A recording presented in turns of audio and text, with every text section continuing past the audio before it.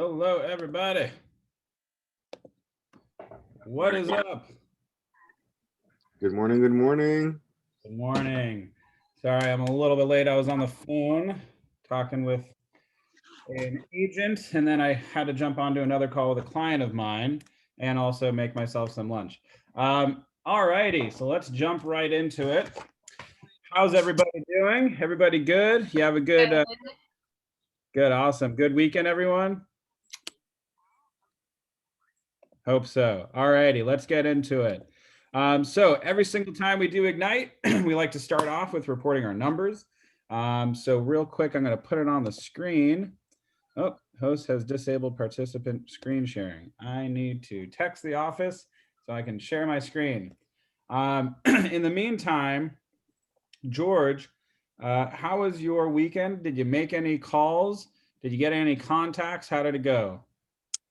My weekend was good. Unfortunately, I didn't make so much calls because I was working Nostrum, but I did from Wednesday to today. I did a couple of from 35 calls, and I talked to 10 prospects, but I didn't set up any appointment.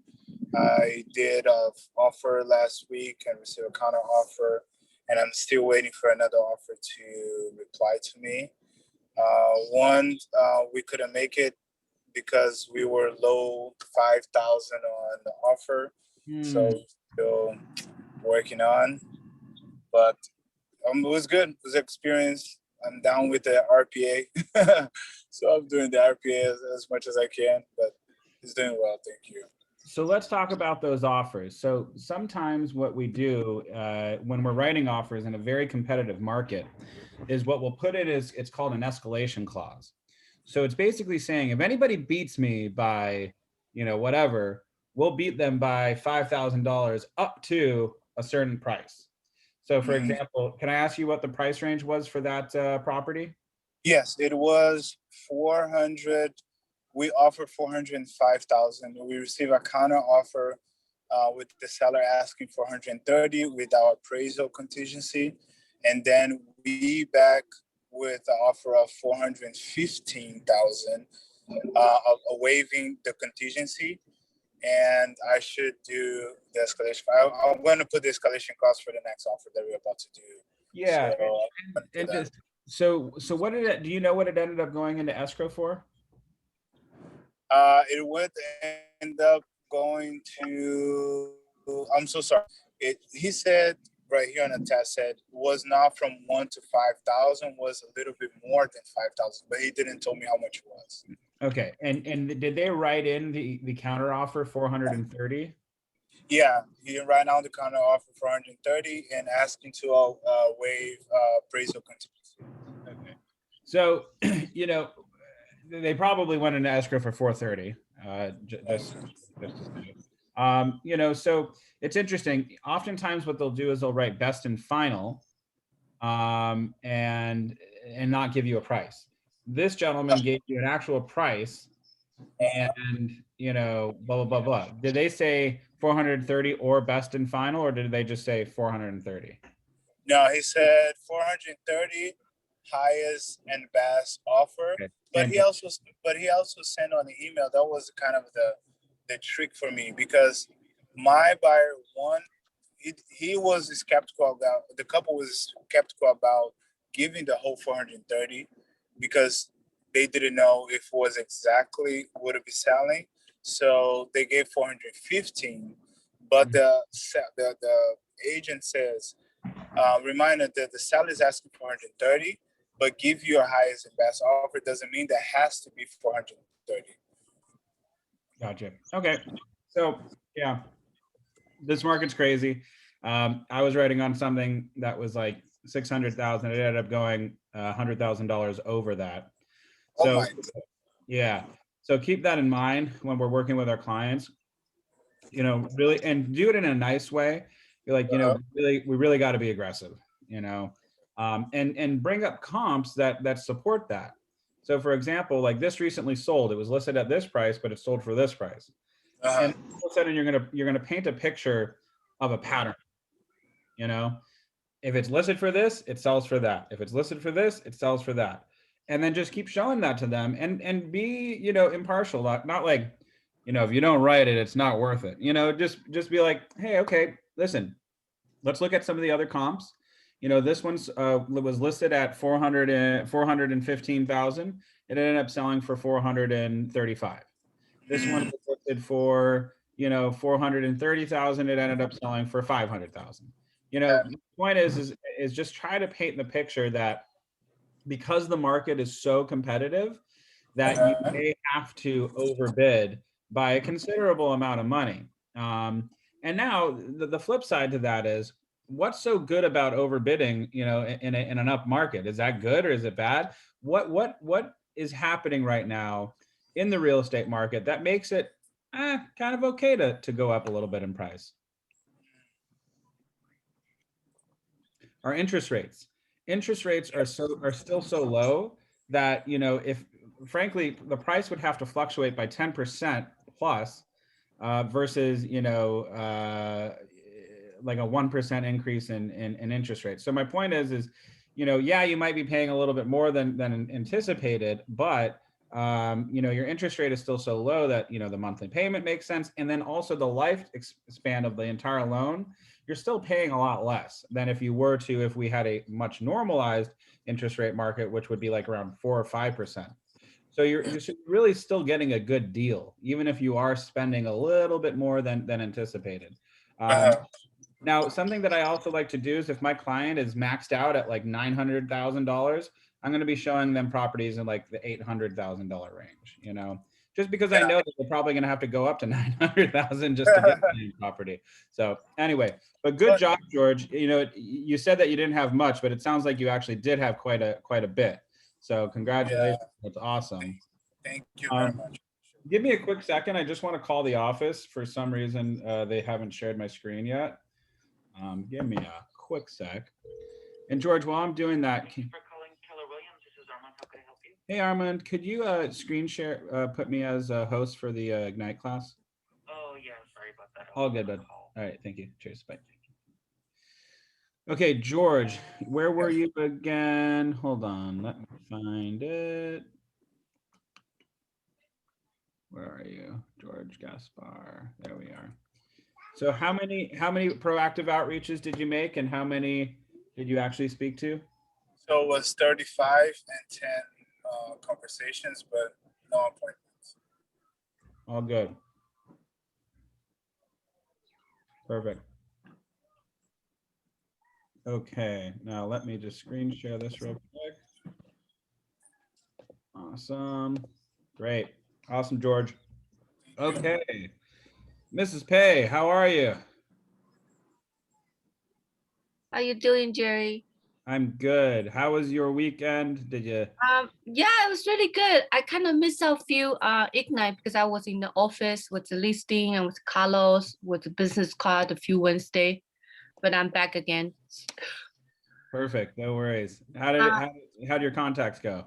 I've probably called like 30 people, but like average only like 16 had 2 conversations. But I do make the 2 appointment. I actually meeting now with a person to talk about my new career, and one more coming out on next Tuesday. This Tuesday. Very cool. Awesome. Good job. Now, just for the class, somebody, if you can help remind me, did we do 9 last time, or are we on 10, or are we on 9 right now? I'm trying to. Yeah, so we did 8, so we're on 9 this time. It looks like. Is that correct? Yeah, Mark. Yeah, we're on 9. Yeah, okay, perfect. I skipped on accident to 10.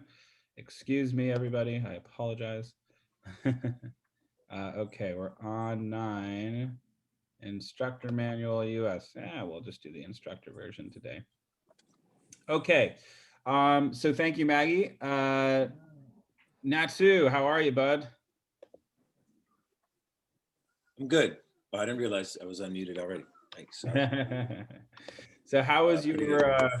how was your weekend? Did you get any good? Are you, by the by, are you on? I've seen you before. Are you on the our list here? No, I am not on your list. Okay. This is actually the first Ignite that I've been to that's at 11 o'clock. and I've- I'm a relatively new agent in Keller Williams. I see you on the power sessions. That's where I've seen you. Yeah, exactly. So I did want to ask a question. So I've made a few calls, really more or less to people that I know and to talk to them about my new career. And I've just started getting set up with, all of my contacts in Command and stuff. So I'm still getting dialed in right now. Nice. The conversations that I had were more or less with, people that I know and just talking with them. I had one client that I showed a property to and I've been working with her for about a month and a half. Showed her a property on Saturday, and we were going to put in an offer on a place. The deadline is Wednesday morning, but we've been looking for a while. She's a bit frustrated. She's offering, right on the cusp of what she can afford. And then, so we've been beaten out a few times. We put in 3 offers in about 3 weeks. Yeah. And so this one, she's looking in Toluca Lake, which is fairly expensive. It's like right on the cusp of what she can afford. Mhm. And she had already told me she might be looking in the Long Beach area. And if she did that, she was going to go with an agent down there. So she told me that from the very beginning. Well, she's been so frustrated with things here. She feels like she can buy more house with her money in Long Beach. And so she just put in an offer there with another agent, which is fine. It's been a learning experience. And I wrote, several RPAs and counter offers as well. So, learning process. Yeah.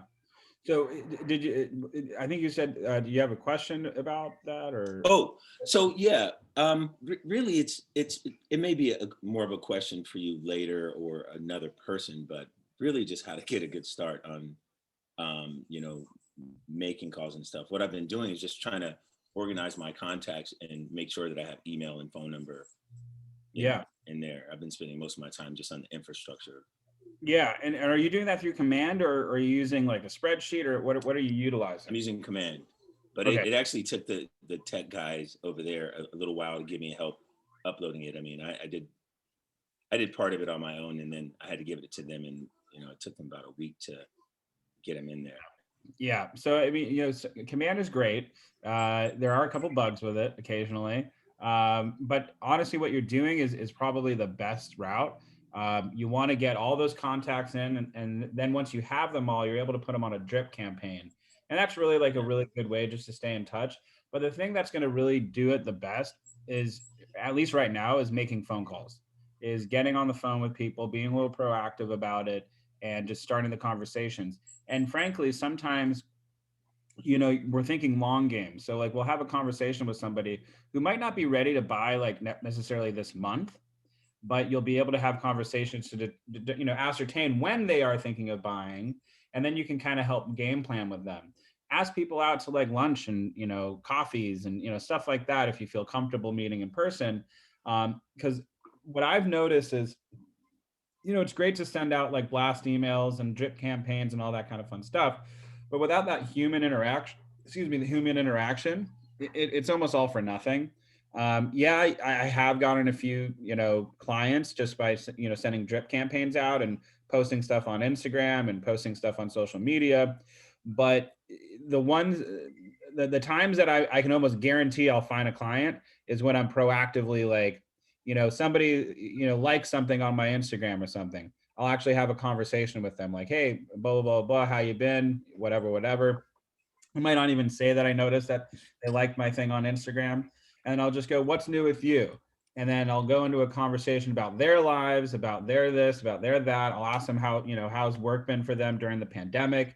And then all of a sudden what happens is the conversation naturally turns into, well, what's new with you, Nat? Like, what are you doing now? Oh, you're in real estate? Yeah, I'm in real estate. Hey, by the by, are you interested in purchasing or selling or whatever? And the reason why I like doing that is because I posted about something about real estate and I noticed that they liked it.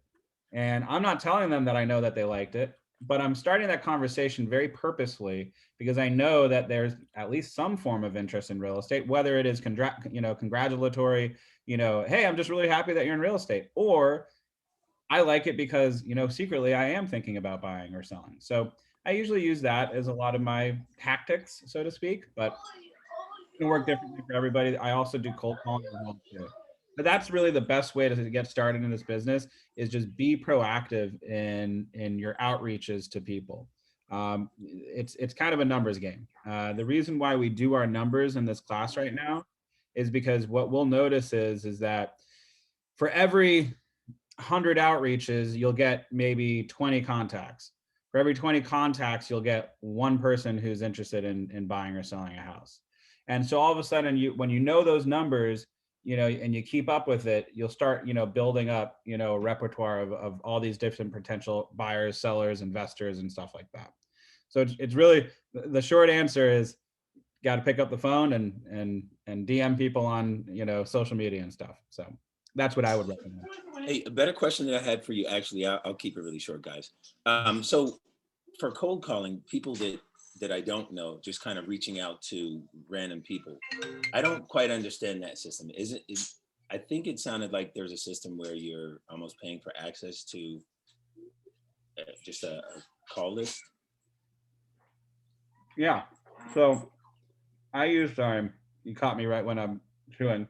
I use Mojo Dialer, and I think it's great. I'm able to like reach out to people. I'm able to get an entire geographic farm area that I like to work in. And that's pretty much what I'm paying for.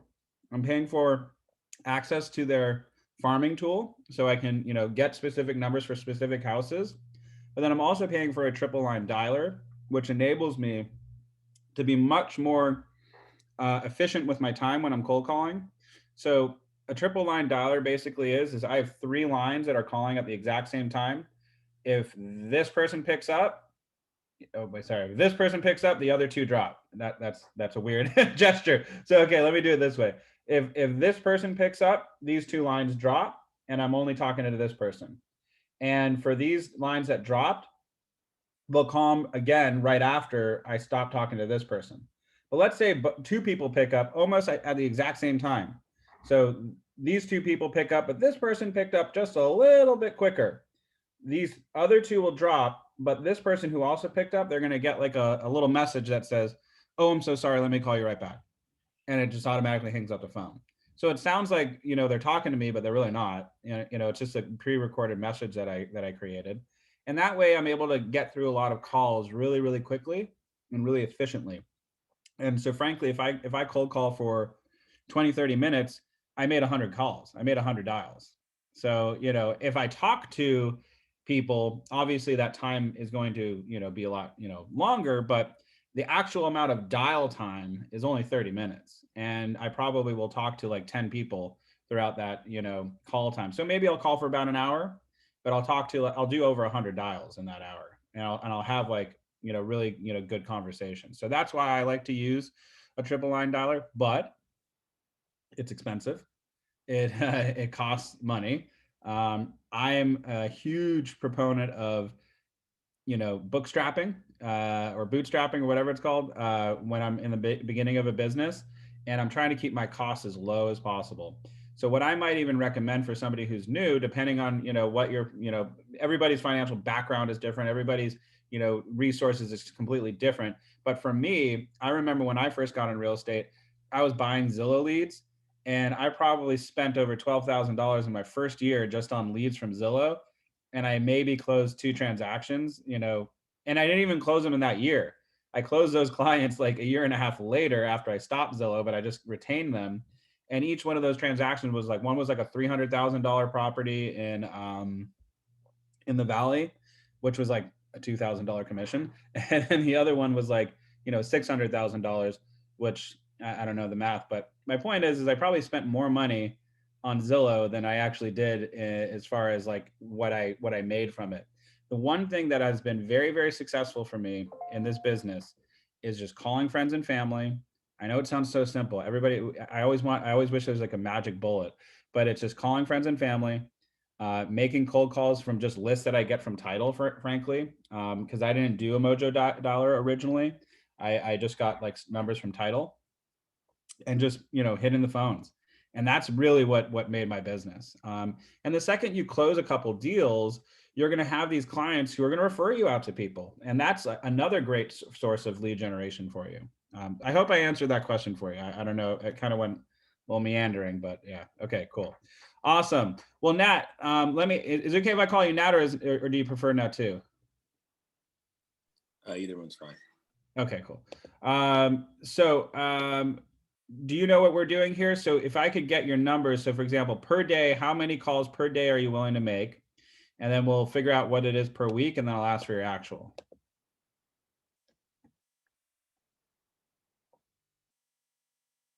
I think you're on mute. 10 and 20. Okay, perfect. 10 and 20. And how many calls are you willing to do per day? Oh, I don't know, 40. 40? Is that Yeah. something you feel like you could do, or do you want, because I want to be realistic. Realistic for me right now without a list, it's probably like 5 to 10. Perfect. I like it. We'll move up from there. All right. So that's 35 per week. And perfect. You're already ahead of the curve, Nat. That's awesome. Good job. All righty. Very cool. Pleasure to have you. Thank you so much, bud. Okay. Morgan Dixon, how goes it? Good. How are you? I'm quite well. Thank you very much. Good. How was your weekend? How were your calls? It was good. I did 50 outreaches. I had 3 contacts out of that. And then I have one potential buyer who I'm going to meet with next week. This is the girl who's interested in buying flip properties. So I've kind of been like putting her off because still no DRE number, but she really wants to meet with me, and I think it would be a good first start. And as far as the client I had that I spoke with you about last week, he did respond after I got in touch with May and just said that he needs to get some loans in place, but it's a goal for the near future. So I just told him obviously I was here whenever he was ready for that. So. That's perfect. And, it's the soft touches that sometimes really, bring in the gold. So good. Right. I didn't want to push it. So I think it was a good conversation, and I'm going to, let him come to me when he's ready. Atta girl. Good job, Morgan. Awesome. All righty. Lisa. I'm here.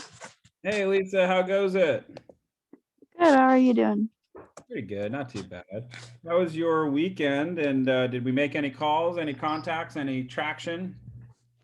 I handed out some of my cards to my neighbors, and they said they'd like hand it out to their friends and stuff too. But so far, no one's like contacted me about it yet. So Perfect. How many neighbors did you hand your cards out to? like 7. Perfect. That's awesome. So 7 for 7. I like it. And so remember, whenever so let me ask you, when you handed those cards out, what was your dialogue with them? How did you approach it? Well, most of them I already know. Like I've just grown up on the street for so long. So I was like, hey, I just want to let you know that I'm in real estate now. Like I have an office out in Beverly Hills. I'm looking for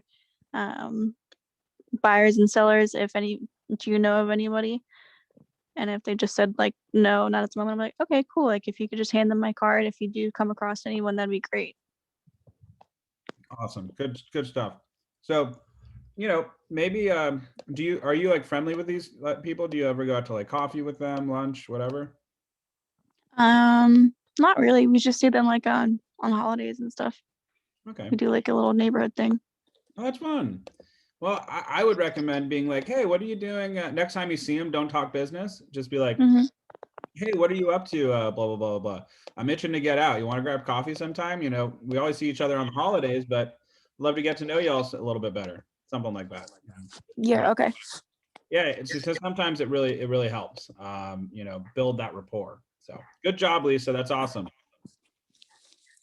All righty. Josh Schneider. How you doing? Doing pretty good. How about you, bud? Good. I made 24 calls / reaching out to people. I got in contact with 8, and I have 1 appointment working with people to find a lease. Nice. Good job. Awesome. Keep it up, man. Thank you. Awesome. Good stuff. All right, Salinas. How are you? I'm good. What's good, man? How was your weekend?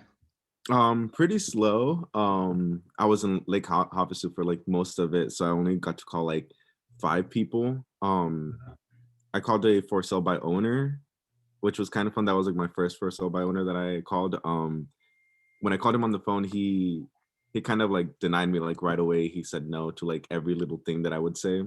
But then I texted him, kind of like rephrasing everything that I had said. And literally like within like that same minute, he's like, okay, I'll pay you 3% if you bring me a buyer.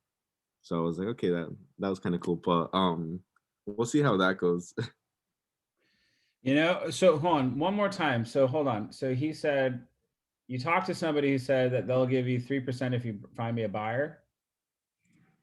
Correct. So I was originally trying to have them work with me instead of being like a for sale by owner, because their house was on the market for like, I think for 4 months, so it still hasn't sold. So I was kind of like trying to have them, work with an agent, specifically me. But it's like whenever I kind of brought that up, they, right away they would say no, or they would kind of like cut me short like with all my sentences. And then since I felt like I didn't get like my point across, I sent him a text message, and then he's like, "I'll pay you 3% if you bring me a buyer." Interesting. Do you Yeah. feel that the house is listed appropriately, like the price? Oh, definitely not. It's Okay. it seems kind of like it's not modern or anything, and it's listed like at 1.5 Mhm. or 1.6 practically. They're trying to like renovate like the kitchen, just the kitchen counters, and then they want to like sell it for 1.7. So I Okay. know that's not going to work, but Oh my God. yeah. Well, good luck with that one. Yeah. Yeah, I Yeah. was trying to I was like trying to persuade them to like kind of like stage the home, but I haven't heard back, so I'm gonna see what they say. Do you really think that staging would get them the price that they're looking for though? Maybe, well, not within like that, what is it called? If they did stage the house, I feel like they would be able to like get it for like the price that they're looking for, but they might be wanting to like sell it for more if we do stage the house. So I just have to see like, I have to play with my words a little. Yeah, yeah. So I think that, oftentimes when you have a seller who's acting like that, it's not without, it's not, I would still go after it. Um, I would ask them, why do you think, just out of curiosity, because I'm trying to understand, and this is what I would say to them, like, okay, great. So you want to sell it at this price. Just out of curiosity, it's been on the market for 4 months. Why do you feel it hasn't sold? And did you ask them that? No, I still haven't asked them that actually. Okay. Because it's like I'll send them like a text message, they'll like respond like 4 days later, or I'll reach out like 3 days later just to see like, how it's going and stuff, if they have had any like people like try to get in contact with them. But Have you ever like seen the house in person? actually no, I asked them that like the last text that I had asked them that was for that, and then they haven't responded, so I'm kind of just waiting. Okay. So yeah, I would reach out to them and just say, hey, I wanted to follow up on our conversation. I just wanted to say, I would really love to take a look at the house. You had mentioned that if I bring you a buyer, you might be able to give me 3%. For me to be able to bring a buyer, I'd like to look at the property in person so I can ascertain if it's, if it's really something that one of my buyers is looking for. And then when you go take a look at the house, try to get a feel for it. And then when you're there, in person, go, great, the house looks great. Just out of curiosity, how did you come up with your price? And seeing that it's been on the market for 4 months, what do you think is the reason it hasn't sold? Okay. And then they might be a little insulted by that question, but if they're serious buyers or sellers, they shouldn't be. Mm. And then after they answer that, be like, great. And what is your reasoning for wanting to sell? And then get that answer and be like, great. And so that way you're able to gear the conversation a little bit more tailored to them. So let's like role play this real quick. You're the seller. I'm you. I'm Ari, and we're in the house. So, Mr. Seller, I'm looking around your house. It looks great. I think I could potentially find a buyer for this. Just out of curiosity, what's your reasoning for moving? Make up something. Oh, we have a house in Dana Point, and then this one's just an investment, or this is just a property that we had that we don't use anymore. Okay, very, very cool. And do you know what, like, what, you know, the amateur, you know, do you have equity in the house? Like, have you paid off the loan, or did you buy it cash? Or what's the situation there? We did pay off the loan. Okay, great. So no matter what, you're going to get a profit, it sounds like. Yeah, hopefully. Awesome. Very cool. Cool. Alrighty. So it's been on the market for about 4 months. Just out of curiosity, how did you come up with your pricing? And also, what do you think, you know, why do you think it's been on the market for 4 months? Why hasn't it sold? What do you think? I honestly think that it's just because of like COVID that it hasn't sold. Like, not a lot of people have came to like see the house and see like its potential. I see. So just so you know, home sales have been up 14% in the last month. We're getting record sales prices. So I don't think that's what the issue is, if I'm being honest with you. You know, I think if it's marketed correctly, you would have a lot of traction. But is there any other reasons why you think that maybe it hasn't sold? No, I'm not too sure. I think it's, you know, well priced. It's in a great area, great view, ocean view and city view. Gotcha. And okay, so you had mentioned that you wanted to redo the kitchen. Do you think that that's going to help you sell it? I'd hope so. Okay. So you haven't had any real offers at the price that you're listed at right now. You want to put more money into your house by updating the kitchen. And do you think that you're going to stay at the same price level? We're trying to get it from 1.5 to 1.6 after remodeling. So would you pay $100,000 for a nice kitchen? Probably not. Okay.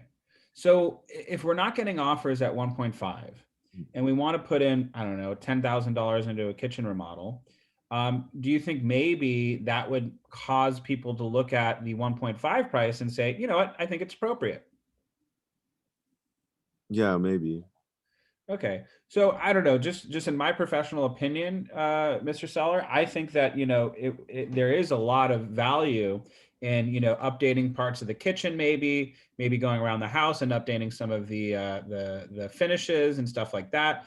But I want us to, you know, keep in mind that if we're not getting any traction at 1.5, we're probably not going to get any traction at 1.6 with just a $10,000 upgrade in the kitchen.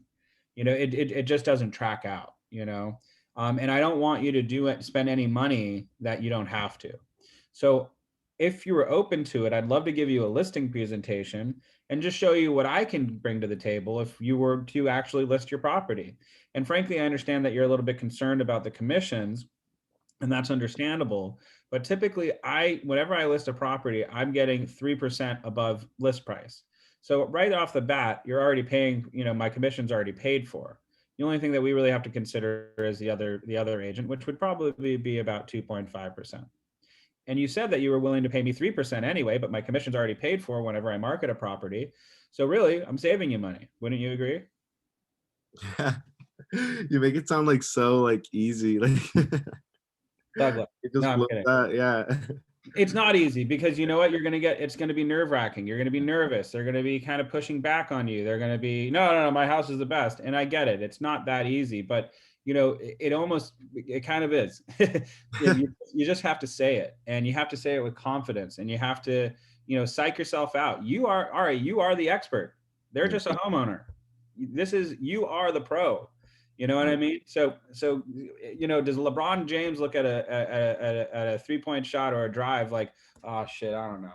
Like, no, he's like, I got this. Like, come on, you know, and you do got this. And I know that you do. So, you know, just try to like, you know, find their motivation and try to find what their goals are, and then work off of that. And I think you'll get it. I think, you know, if you stay consistent and you show that you come with value, you know, I think that you'll prove your worth, and I think you might get the listing. All right, thank you. All right, bud, absolutely, anytime, bud. Okay, good stuff, Ari. Did I get your numbers? Yeah, I did. Okay, perfect. All righty, my favorite, Cindy. How are you, my dear? I'm good. How about yourself? I'm good. It's a day, you know. It's a day, a Monday, right? So Yeah. Cindy, how was your weekend? It And was good. I did, I want to say 10, and I spoke with, I got full back-to-back conversations. I want to say 5 out of 10. And then I got certified to become a first-time home buyer specialist. And then I'm working on another one right now. on a girl. So how many did you say you had again? 10 and 5. Okay. How was that certification process? Longer than what I thought. I'm not gonna lie. And it was like review of real estate school, which is good. But I was like, wowzers. It was much longer than what I thought it was gonna be. It tells you like it's gonna be like, for example, 2 hours, and with me it took me like double the time. Gotcha. And was it all online? All of it's online. Yeah. I have to like renew my license online, and it's like, oh my God, I hate my life. So girl. We'll keep it up. Good job. All righty. Jaime. Yes, sorry. I was trying to find the mute button. And How- sorry I was in and out. I had to go pick up my kids from school around the corner.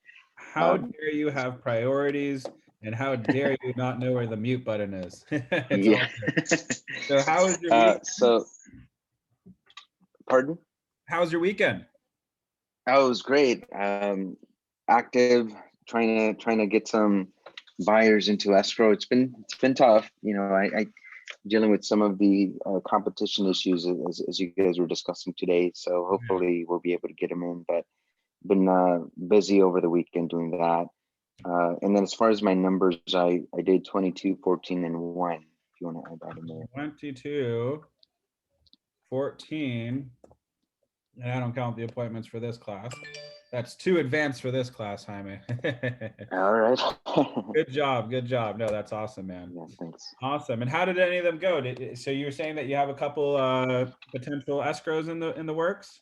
Well, submitting offers, right? So on one of the 2, they're a little bit stronger. They're 20% down conventional, and they're willing to pay a certain amount out of pocket. So we're not doing removing the appraisal contingency altogether, but I'm writing them giving up to a certain amount over appraisal value if it comes in lower than purchase offer.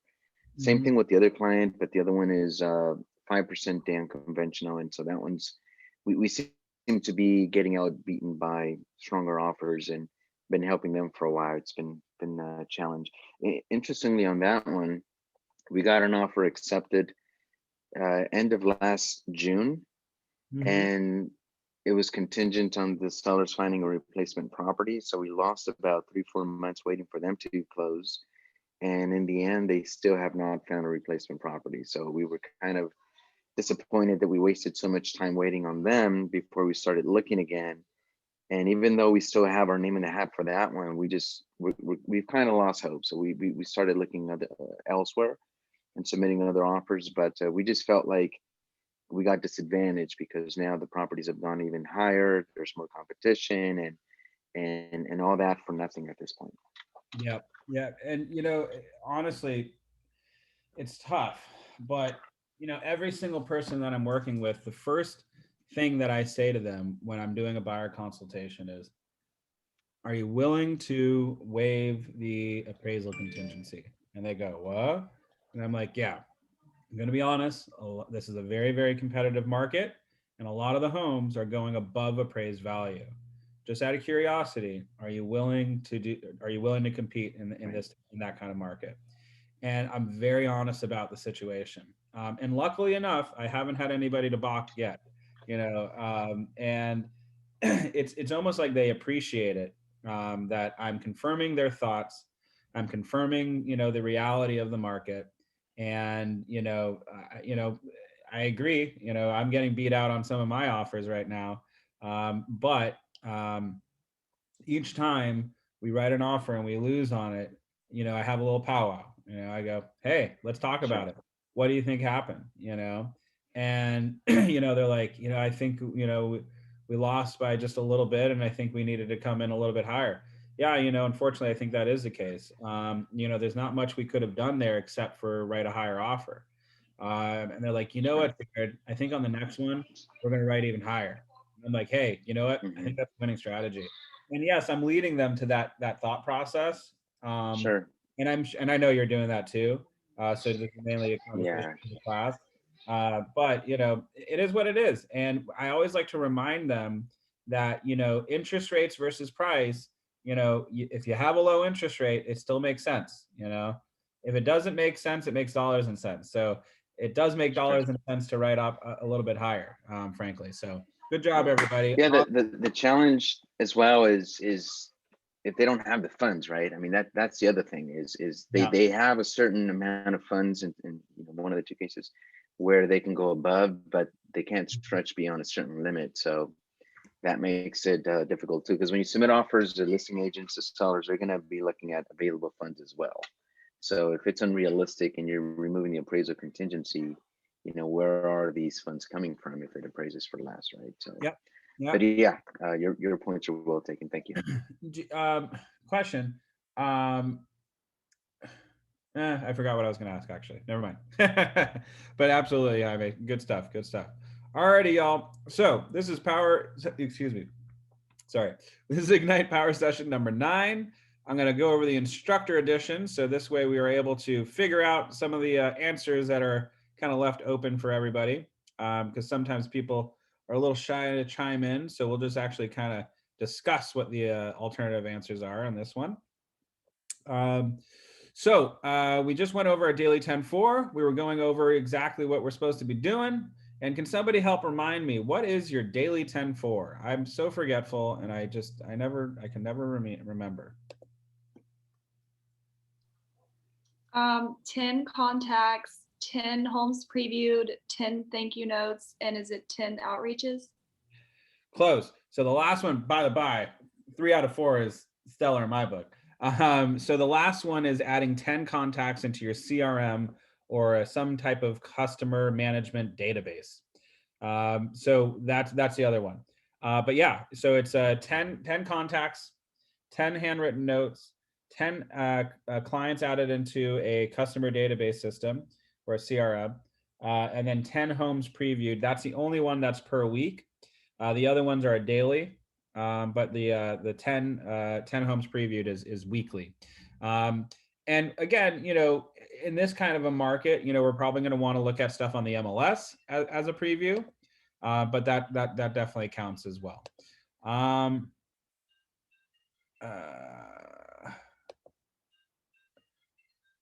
No worries, Ari. Have a great one.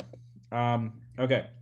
Anyway, so right now we are at the offer process, the process of moving a buyer to or seller agreement to a sales contract. Arriving at the offer stage is an exciting and rewarding time for your clients. If you represent the buyer, your searching has paid off and your client has finally found their new home. If you represent the seller, you've diligently marketed and prepared their property for sale and have received an offer for a prospective buyer.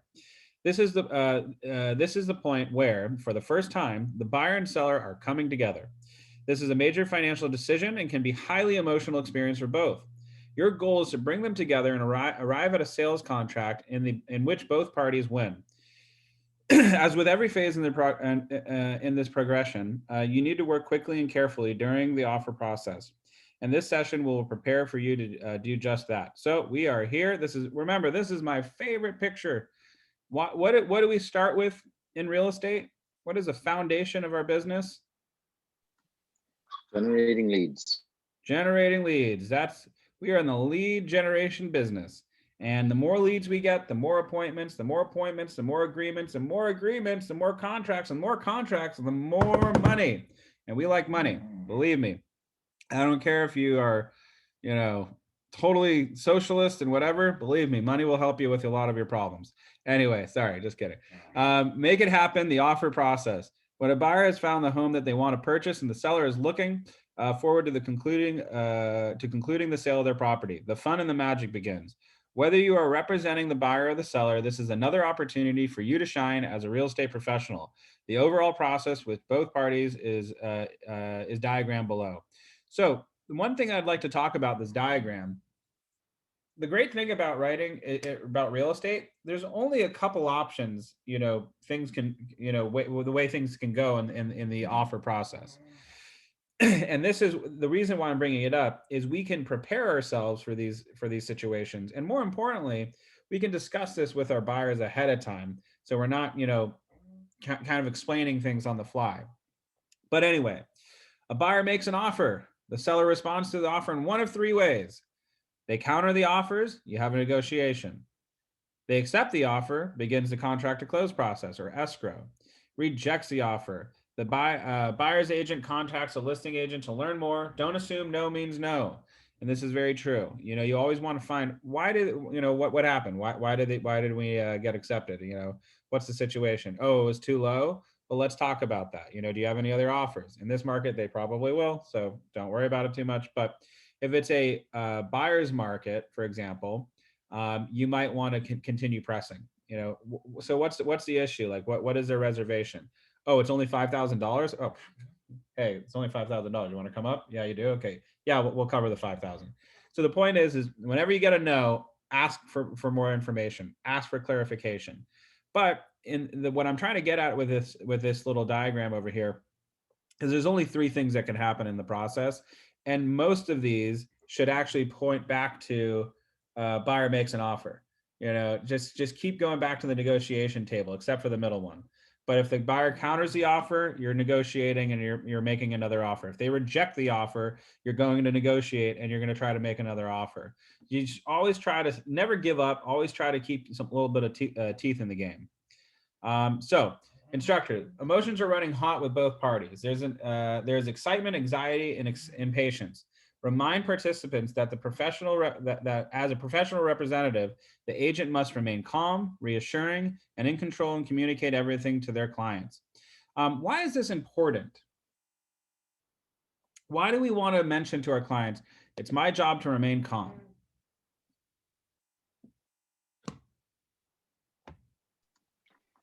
I'd say mainly because the clients are not remaining calm in many cases, and you have to kind of set the tempo and let them know that's part of the process. Yeah, and another thing is,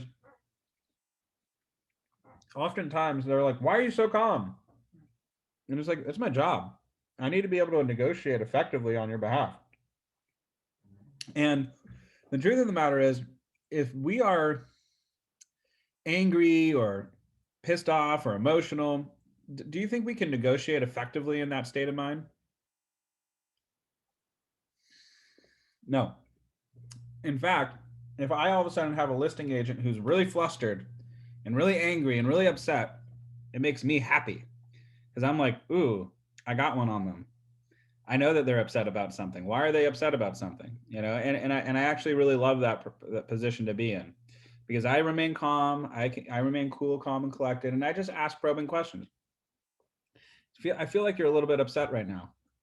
What's causing this? What's causing that? Well, my seller is really offended that this and that. Okay, I understand that. What about it? Why exactly are they offended by that? Oh, is it price? Is it this? Is it that? And the point is I'm able to navigate the issues and I'm able to identify solutions. And when you're calm, you can identify solutions much more effectively. Yeah. So, okay. Representing the buyer. Once your buyer finds a property they want to purchase, there are three actions you need to take. Prepare to write an offer, write the offer, present the offer to the listing agent. Preparing to write the offer. Before you write an offer, be sure you are fully prepared so you can work quickly and efficiently when you actually begin to write it. Use a checklist on the following page. Which of the steps can be completed well before the offer itself? All of them. We should kind of have all of this taken care of. Now, in some situations, I will not prepare a CMA before we look at the home. If I just have too much going on, I just don't have enough time. And I know I can do a CMA, fairly quickly, but that's just for me. If you are not super busy, be a pro and get it done ahead of time. Okay, obtain the buyer's pre-approval letter from the lender. We can do that well ahead of time, and we should be. Produce a comparative market analysis to educate and inform your buyers. Review the tax records for information about pricing history. fair enough. That's just looking at the like title record in my book, you know, just looking at like where was it listed at, how did they sell before, you know, what's the situation. Sometimes I do not show this to my client. Have you ever had, I don't know, Jaime, have you ever had this happen to you where you're writing an offer for a client and they go, but I saw that they bought it for $300,000 10 years ago and they're trying to sell it for almost $1 million right now. I don't want them to make, you know, not, you know, this much money on the sale. Have you ever had that? Yeah. They do, or they'll just see the sale history on like other social or available websites. So yeah, they'll say that like even 2 years, you know, back, it sometimes makes a big difference. But yeah, they'll call it out sometimes. And it's like, why are you getting mad? Don't be jealous. You'll be them in 10 years from now. So don't worry about it. You know, pricing is pricing, you know, the market's gone up, be happy for them, you know, that has nothing to do with the price of tea in China is what I always like to say. Ensure the property is still available. Before spending any time preparing an offer, even if your MLS indicates the listing is active, contact the listing agent to let them know your client is considering making an offer.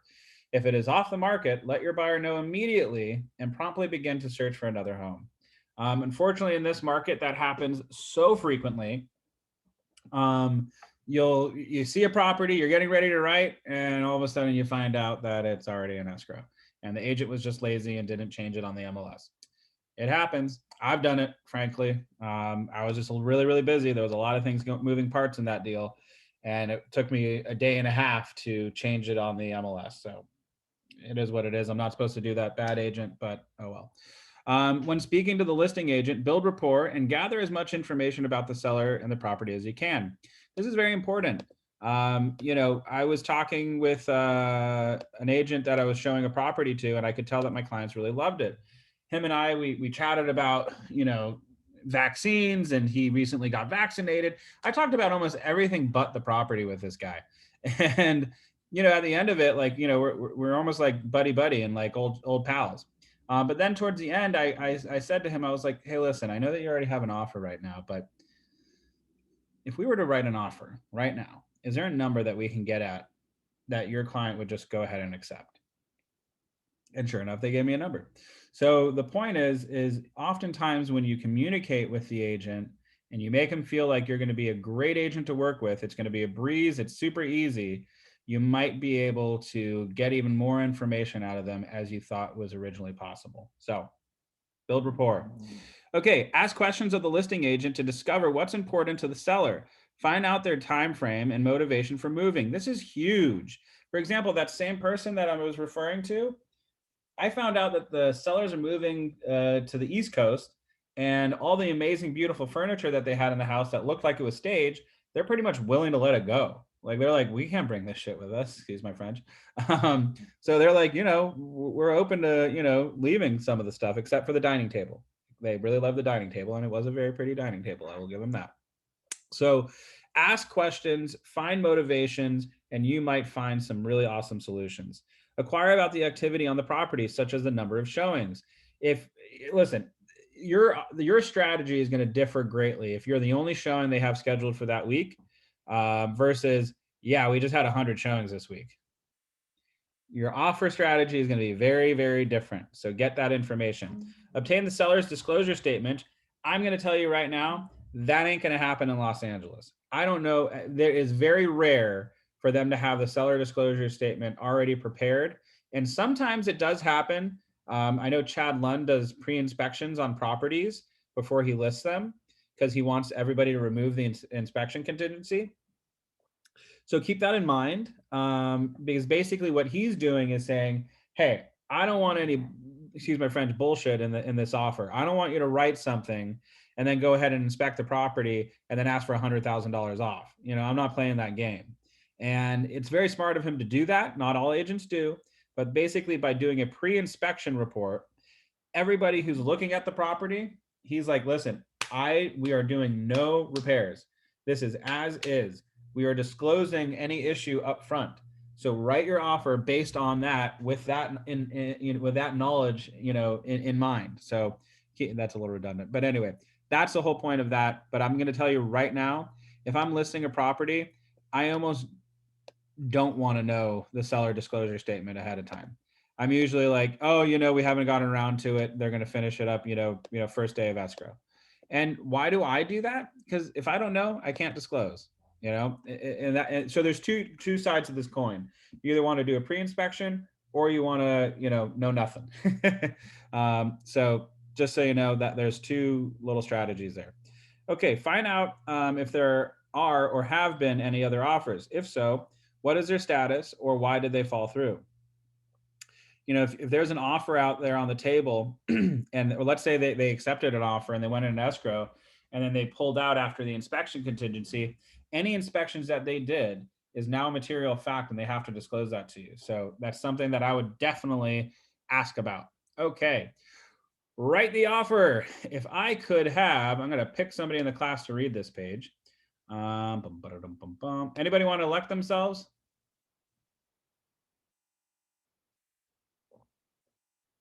Going once. Going twice. I can do it. Oh, my man, George. Attaboy. Can you see it on the screen? Yes, I can see it. I'm on my phone, but I can see it. All right, write the offer. Keep these guidelines in mind and use the checklist on the previous page as you write the offer. Ensure your buyer knows that all checks, earnest money, are written at the same time the offer is written and are deposited upon acceptance. This will vary by area. Check with your team leader for specific guidelines. In my transactions, obtain the appropriate offer to purchase form for your area and add it into buying loop. If it's not already included, ask your MCA for assistance. Bring your laptop or tablet with you when you meet with the client to review the offer is respond online. If the seller is out of area, you can still present the offer using eEdge and talk with them through it by phone. When your buyer makes an offer, they are essentially selling themselves to the homeowner. A cover letter makes your client's offer stand out and serves the following purposes. Summarize the offer, include a brief list with bullet points that capture the key items of the offer checklist. Humanize the offer. The sale of a home is more than just a transaction on paper. It is a major life event for the seller, buyer, and their families. Describe reasons why the buyer likes the house. Include their favorite features and write a short profile of the buyer. These activities will help foster a personal connection between seller and buyer and increase the chances that your buyer's offer will be the one that is accepted. Create a buying loop and offer document and invite your client into the loop. Then when you meet with your client, they can review and e-sign the offer directly on your laptop or tablet. If they are out of town, all they need is internet access to review and e-sign the offer. Use the email messaging feature in My Transactions to submit the offer letter along with the offer document. Beautiful. Okay, so one thing I want to mention about that, what we just read, are we allowed to do cover letters anymore? No, but I heard that a lot of people still doing it, but without having so much detail on it. That is correct. So there's a. I did actually for those two offers last week, but I was very cautious to not put so much, details of them. I'm going to be honest. You're not supposed to do cover letters, but I've definitely had offers accepted because of cover letters. So just keep that in mind. Our broker, Michael, will definitely tell you we are not allowed to do it. But I'm just saying I have gotten offers accepted because of them. And I will just leave it at that. And again, I'm not advocating that you do it. I'm definitely not. Can I ask a quick question, please? You can, absolutely. You can ask a medium-sized question. What was the reason again we're not allowed to? It's because it's a fair housing issue. Okay. So for example, and keep in mind, these are just theoretical situations. this is not coming from me. This is just theoretical. You have one person who's like, you know, I don't want to sell to a developer. I only want to sell to a cute young couple. So technically that's being, you know, biased towards somebody, and it's not based on the merit of the actual offer. Or it could be, you know, it could be a race thing. I don't want to sell the house to this person because of this, or I want to choose this person because they're not that, or whatever it might be. And unfortunately, that's what the thought process is that the offer should be based on the offer, not the, you know, who the person is, what their background is, what their story is, what their race, identity, religion, sexual orientation, etc. It should be just solely based on the offer. Now, the cover letters that I've written have nothing to do with any of those things, which is why I'm so frustrated by that rule, because I'm like, I never talk about race. I never talk about religion. I never talk about this or that. I'm just saying it's a nice, cute family who loves the house. You know, what's the big deal? But, you know, unfortunately, somebody could say, well, I'm a single guy and they don't want to sell it to me because I'm a single person. Or I'm a single woman and they don't want to sell it to me because I'm a single person. They want to sell it to a family over a single person. So you know what I'm saying? So there still is like some issues potentially with biasness. And we're supposed to have fair housing, you know, things where they're not supposed to have any, you know, bias over any of that. So that's unfortunately the reason why. You know, So now basically for non-discriminatory purposes, for like, hence me being a single woman wanting to buy a home. They're like, because you're a woman. Yeah. But the irony is, however, I might say, is the cover letters that I've written for single women who are buying houses, I've always gotten them the house. And in fact, I love it. You know, they're always like, oh my God, I love it. And, you know, I even write, I'm the first single woman in my family to be a homeowner, you know, or aspiring to be, and they love it. But again, some guy might be like, well, what, you don't like me because I'm a single guy? I'm the first guy to own a house by myself. Or what, you don't like me because I'm a family? This is our first house that we're going to buy. So there's still even, you know, potentially some biasness issues. You know, it doesn't matter if it's, you know, anyway, it's just something that unfortunately we're not supposed to do, but they help anyway. So moving on from that. Okay. So absolutely. Checklist for writing an offer. Price and terms, consult with your buyer to arrive at the most logical offering based on the CMA and items below. Seller disclosure, review the statement with your client to find out if there are any deal breakers. Conveyances, consider that items in the home will transfer or convey to the buyer. Typically attached fixtures stay and movable items go with the seller. In some areas, a seller disclosure statement will specify which items convey. These items are often up for negotiation. Absolutely, 100%. Earnest money. Now, hold on. Items up for negotiation.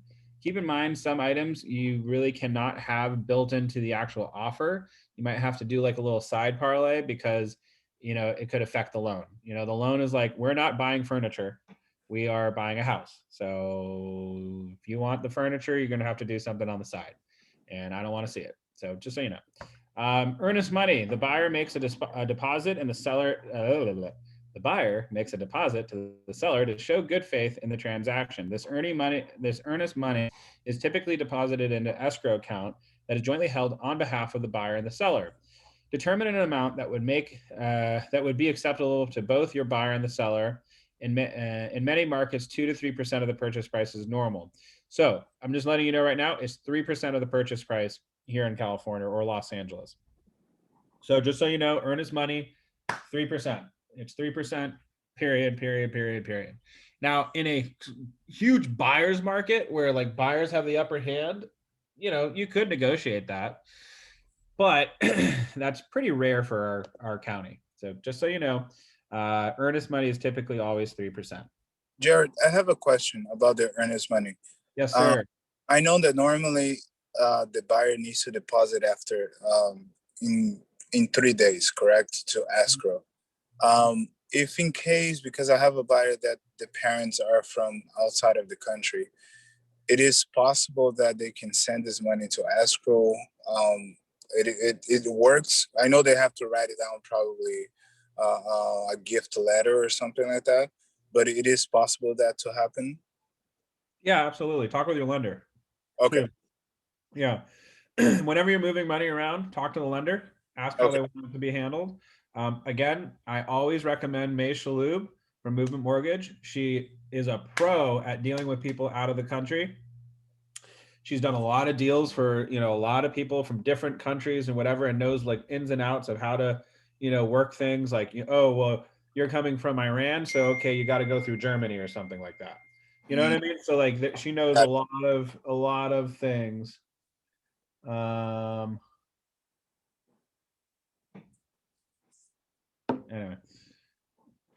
Anyway. Anyway, so that's I highly recommend her. Thank you. Okay. Time for seller acceptance. Be sure to specify the time for acceptance. Financing terms. Make sure financing terms would be agreeable to your buyer and seller. Buyer pre-approval letter. Include this letter from the buyer's lender when you submit the offer. Loan approval. Allow your buyer ample time to finalize their financing. Check with your team leader for the average number of business days to be expected. Check with your lender. Talk to your lender. Loan approval. That is a lending question. I don't know why it says team leader, but talk to your lender. Your lender is part of your team. Okay? Who's part of our team in a transaction? We got the lender, Escrow. and Title. There we go. And your transaction coordinator. But that is your team. Also, some additional people who are part of your team. So we have the lender, we have escrow, we have title, we have our transaction coordinator. Who else is part of our team if we're representing a buyer?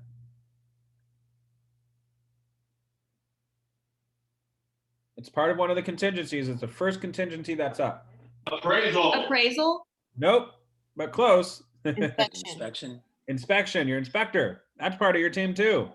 Make sure you're working with an inspector who is not an alarmist, who's honest, of course, but has solutions to issues that arise. And listen, if there's a huge issue, any inspector is going to be like, this is actually a really big issue. And that's fine. You want to know that stuff. But you also don't want somebody who's like totally like freaking out like about like the little things. For example, we had there was a fire door there was a non-fire rated door that went from the garage to one of the bedrooms. And frankly, you can't have a bedroom attached to a garage. So he said, listen, this, just to let you know, this is code. But many of the homes in this area have this set up. It's not anything that I would necessarily say is, unlivable. But just so you know, the fire door, it should be a fire rated door. This is not a fire rated door. How much does a fire door cost? You probably go to Home Depot or something and get one for like $600 plus installation. Not a huge big deal. Great. Didn't freak out my buyers, and it shouldn't have. It didn't freak them out at all. So, make sure you have somebody who is, not an alarmist. Okay, closing date. Make sure that the closing date will work for your buyer, their lender, and the closing company.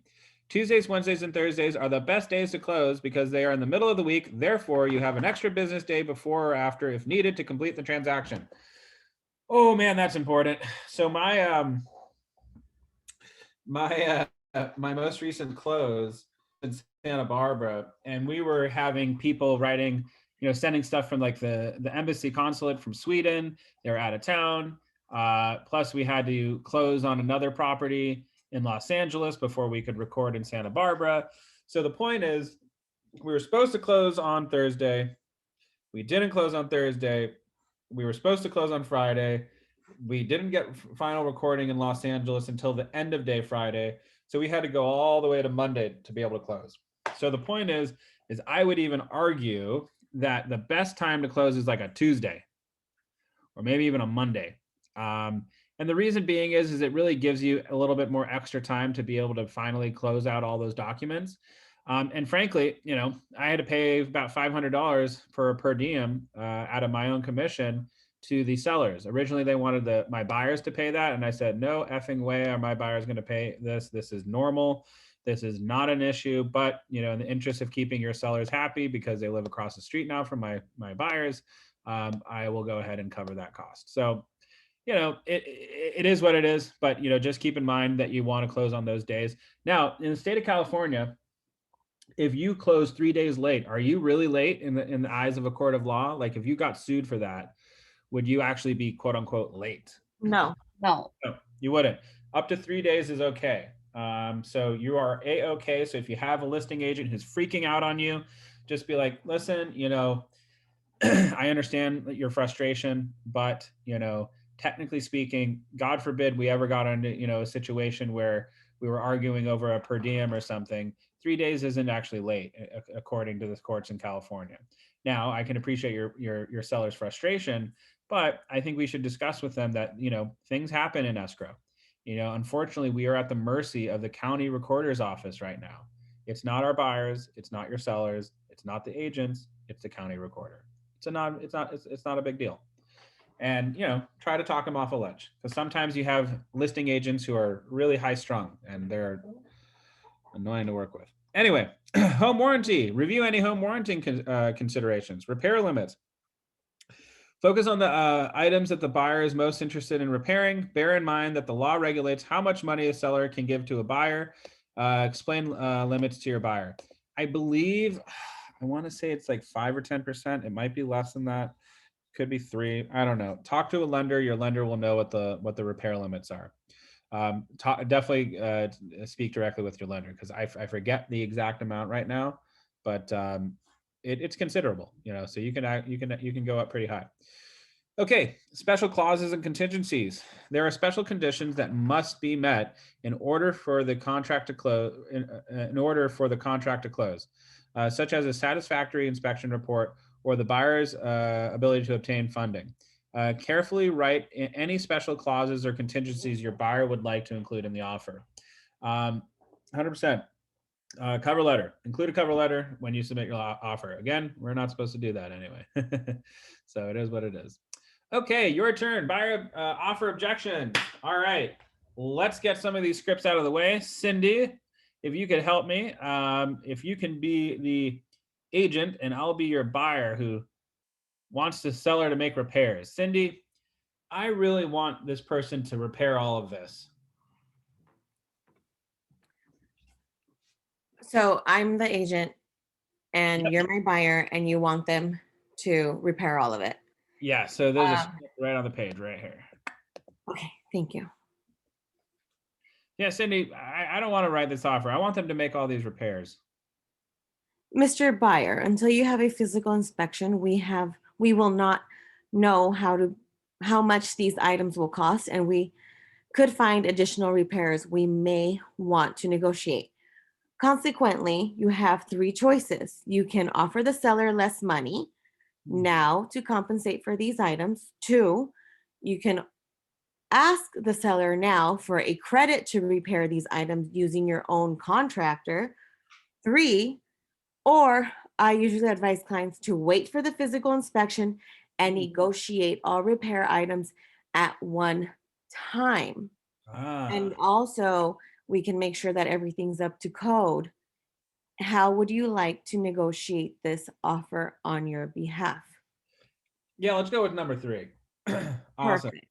So Cindy, let's do that again. And you are my, and I'm just going to give you another little script that I use. It's not a script, it's just something that I typically say. So Cindy, you're my buyer, and you tell me that you want to make an offer, but you want them to do these repairs first. Okay. Hi, Jared. I was thinking about the house that we went to go look at, and the AC's not working. So I definitely want them to fix that before I even do anything. Got you. Okay. So you're telling me you want them to fix the AC before they accept your offer? Correct. Okay. So we have about 10 offers on the table right now. All of those offers might include a request to repair the AC up front. Some of them might, some of them probably don't. So the thing that I want to point out to you is let's pretend there's nothing wrong with the AC.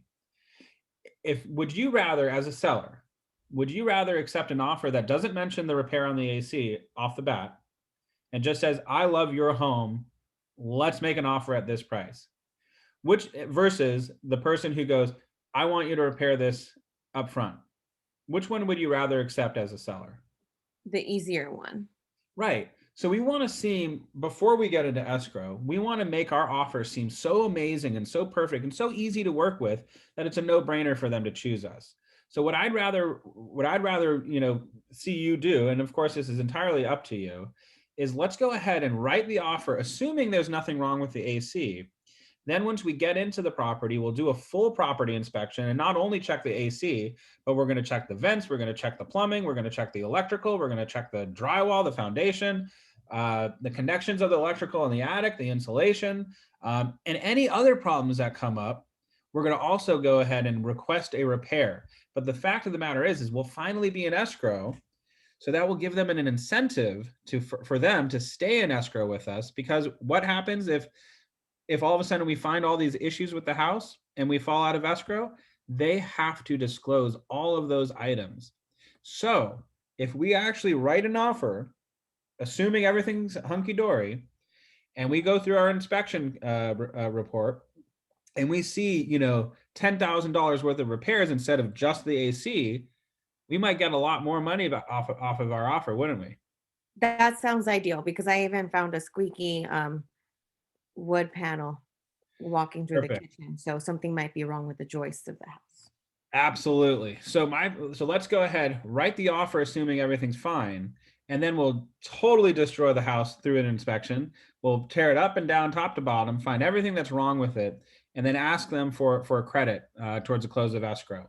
And then this way, they're more inclined to stay in escrow with us, because now there's a big inspection report that says everything that's wrong with the house.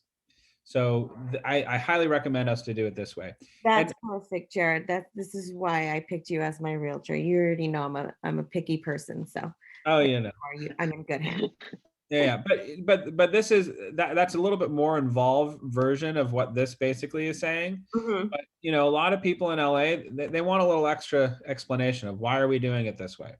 And the truth of the matter is like it is the best way to do it.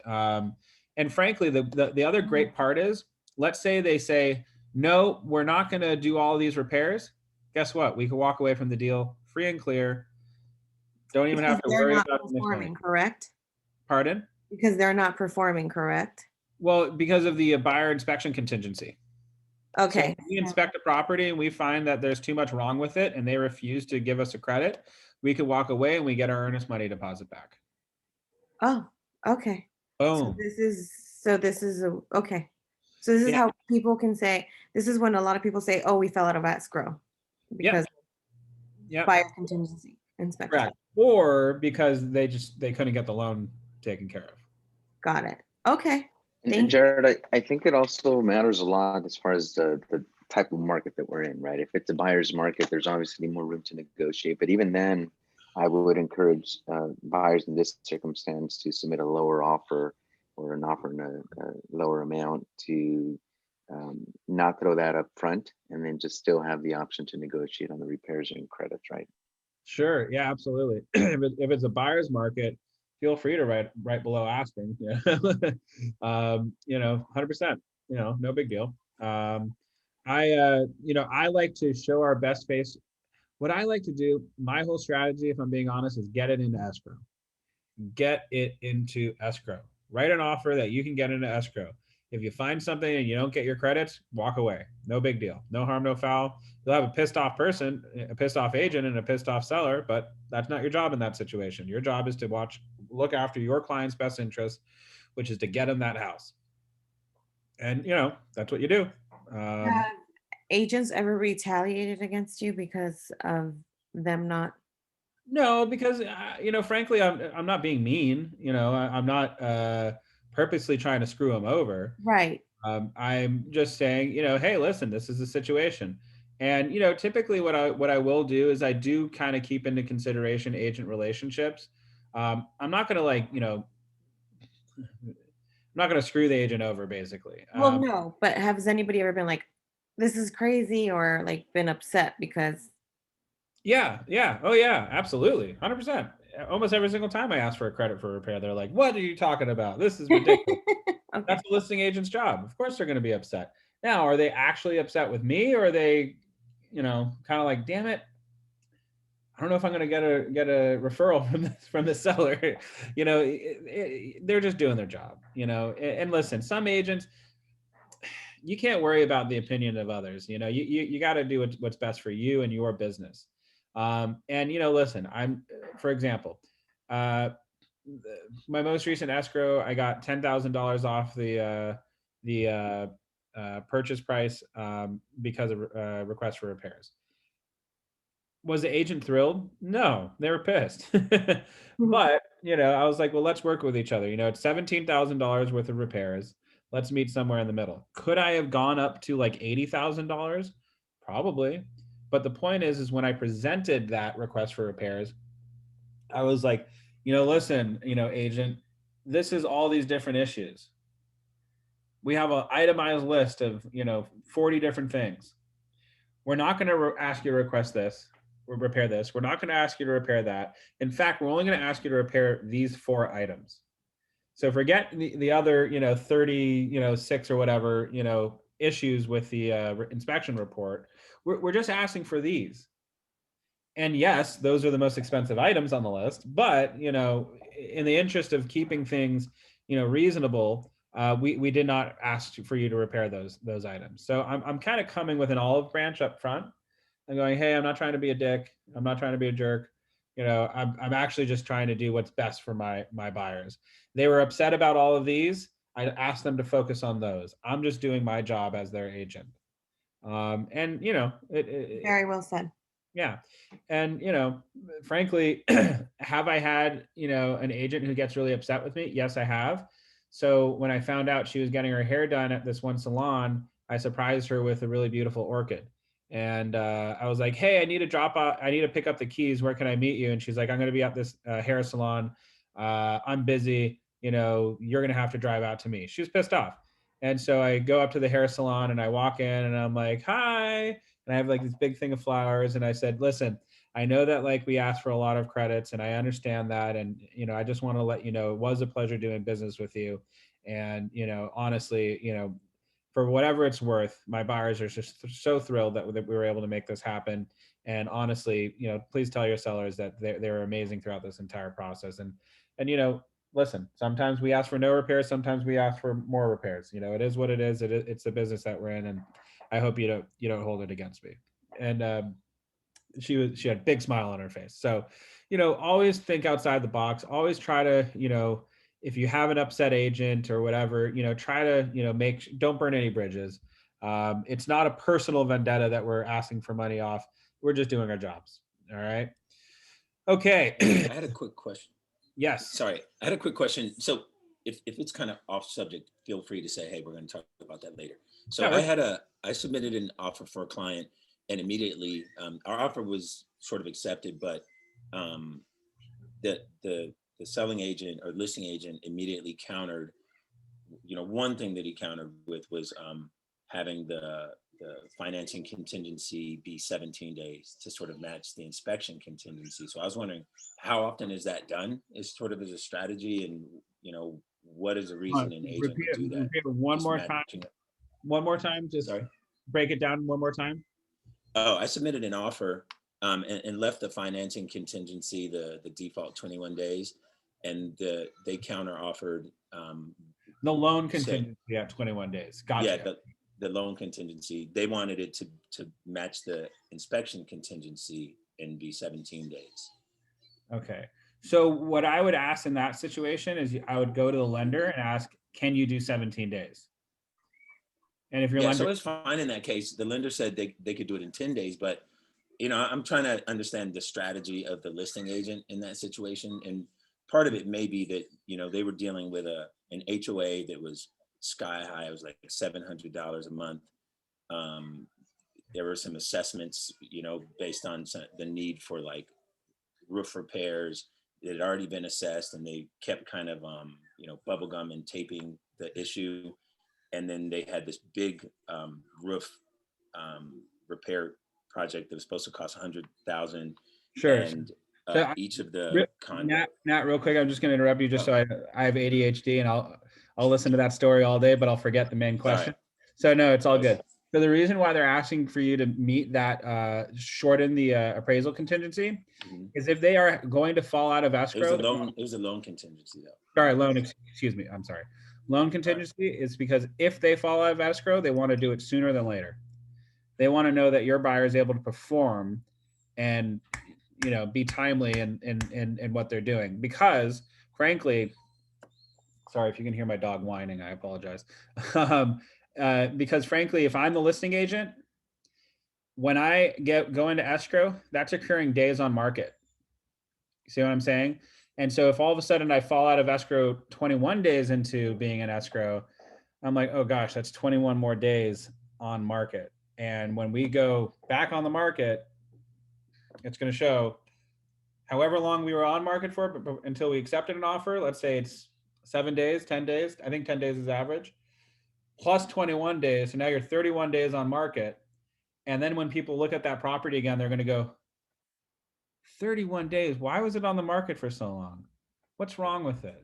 Like, how many times have you, and anybody who's worked with buyers a lot, how many times have you heard, this home has been on the market for 40 days. What do you think's wrong with it? Anybody? And I think that's why it's also important to change the status right away when you accept an offer, right? Because then it'll show the combined days on market, but actual days on market as well, which will be a lower number when you change it right away. And by the way, I always, on my listings, I always counter the contingency periods to a shorter time frame for that reason, to try to get something out of escrow if it's not going to close sooner than later. And then when I submit offers, I automatically change the date, shorten the date so that it's more attractive to the listing agent. Yeah. And so you know, what is the shortest time frame you would use, Jaime? What is the shortest time frame you would use to so my timelines are typically 17 days for the loan contingency, 14 days for the appraisal, and then 10 days for the inspection. That's my standard. And for most financing type of loans, that's fine. If it's a cash offer, then obviously you can shorten the days. Typically it's a 10-day escrow for me, and then inspection contingency is anywhere between 3 to 7 days, and you can close by the 10th day. Yeah. And then also, you know, frankly, as a buyer's agent, I like shortening the contingency periods, because if you are able to basically get everything knocked out of the way as quickly as possible, any issues that might come up with the county recorder, you know, stuff like that, you're good. You don't have to worry about like, oh shit, is it going to close? Like, you know, oh my gosh, like we're closing on a Friday and then all of a sudden the county recorder says, yep, too bad. We didn't get to it.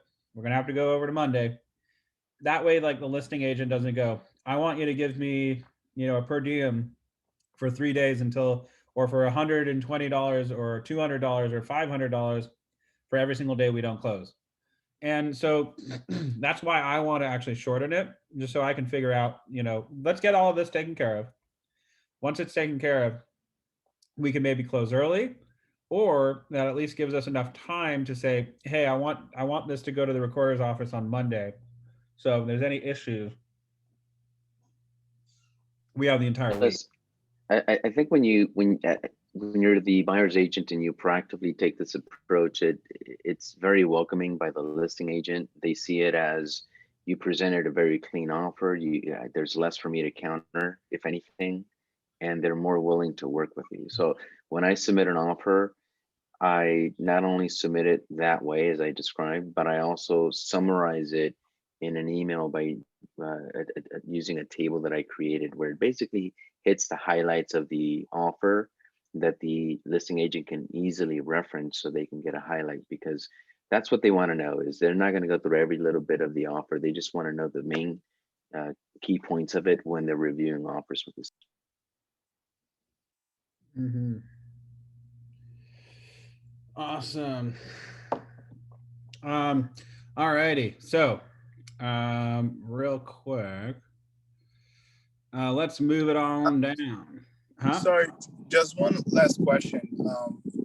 I'm sorry, I forgot the name of your the last person that talked right now. And I want to ask you, it's all about the presentation, right? For even to the seller. How do you do your email? You, as you said, you describe or you just highlight? I didn't understand. Can you mention again, please? Yeah, I summarize it on a table. I mean, I'm not sure, Jared, if you want me to illustrate it or show it on the screen, but it's basically a table that has the summary of the offer that we're submitting. Yeah. Yeah. So whenever like I do like submit an offer, like I'll send like an email, like this many days for the inspection contingency, this many days. It's like a highlight sheet. You're Okay. basically highlighting the offer, like bullet points. Okay. Okay. Sounds good. Awesome. Alrighty. Present the offer to the listing agent. Call the listing agent immediately and let them know an offer is coming. Using e-edge or command, invite the listing agent to the buying loop. We don't really do that. Request a reply within the shortest amount of time your market will allow. If the seller counters, consult with your buyer to either accept the counter offer or recounter the offer. At this point, it's important to remind your buyer of current market conditions. When your buyer's offer is countered, your buyer wants to recounter. Hold on, sorry. I need to make my screen smaller. And your buyer wants to recounter, it's important that they have the proper perspective. Mr. and Mrs. Buyer, by countering, the seller has essentially just sold you the home for 200,000. That's a period. For 200,000. If we want to counter at 195,000, it allows the seller to walk away from you or accept another offer in the interim. It is the risk of selling away your dream home for only $5,000. Are you okay with that risk? All righty.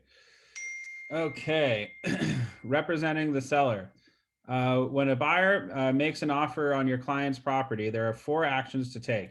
Receive the offer, gather information about the buyer, present the offer to your client, respond to the offer. Receive the offer. First, thank your buyer agent for the offer. If you know or even think there may be other offers coming in, tell the buyer agent at this time. This will create urgency. Then review the offer for accuracy and completeness using the checklist to the following page.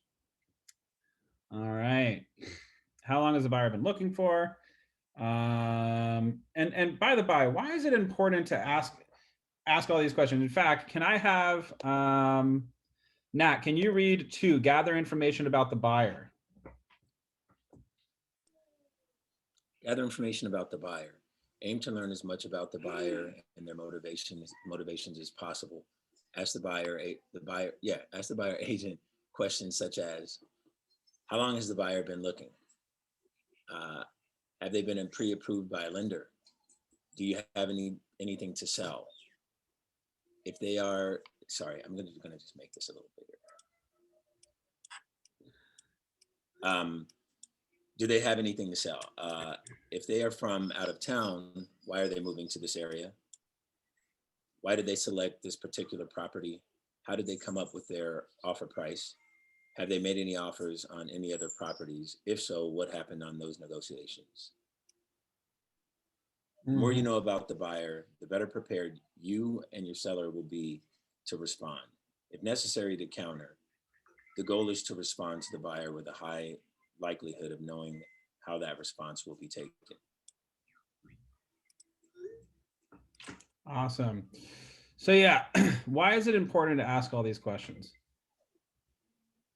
I mean, it pretty much says it right there. But really, really important. How long has the buyer been looking? Because if they've been looking for an extended period of time, they may not want to come in with a super low offer just because they don't want to run the risk of continuing to look longer and not getting their offer approved. Yep, absolutely. And also, frankly, I have this term called professional buyers where they just look and look and look and look and look and they just never close and they never do this and they never do that. And it's just like, it's a waste of everybody's time. You know, for example, my client, my old client, him and I, we looked for over 2.5 years to finally buy a house. And I'm telling you, he missed out on some really amazing homes that frankly, I think he should have purchased from the get-go. I think that they would have been a better investment, but whatever.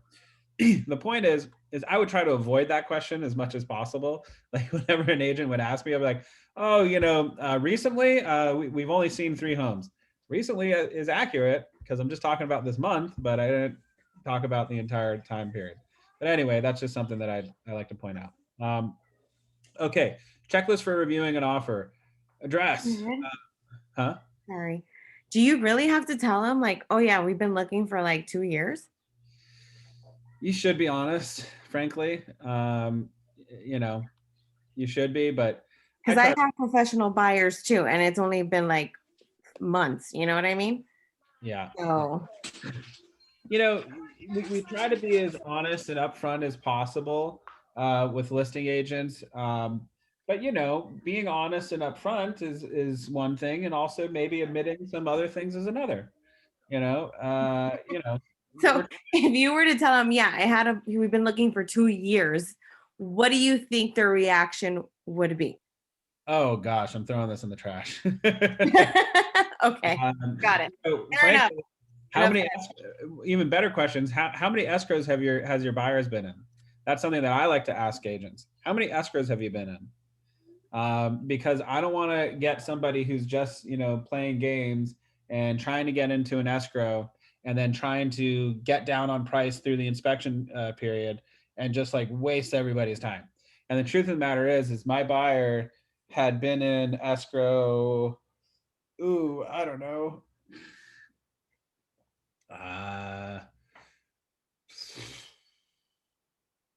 4 times before we actually purchased the property.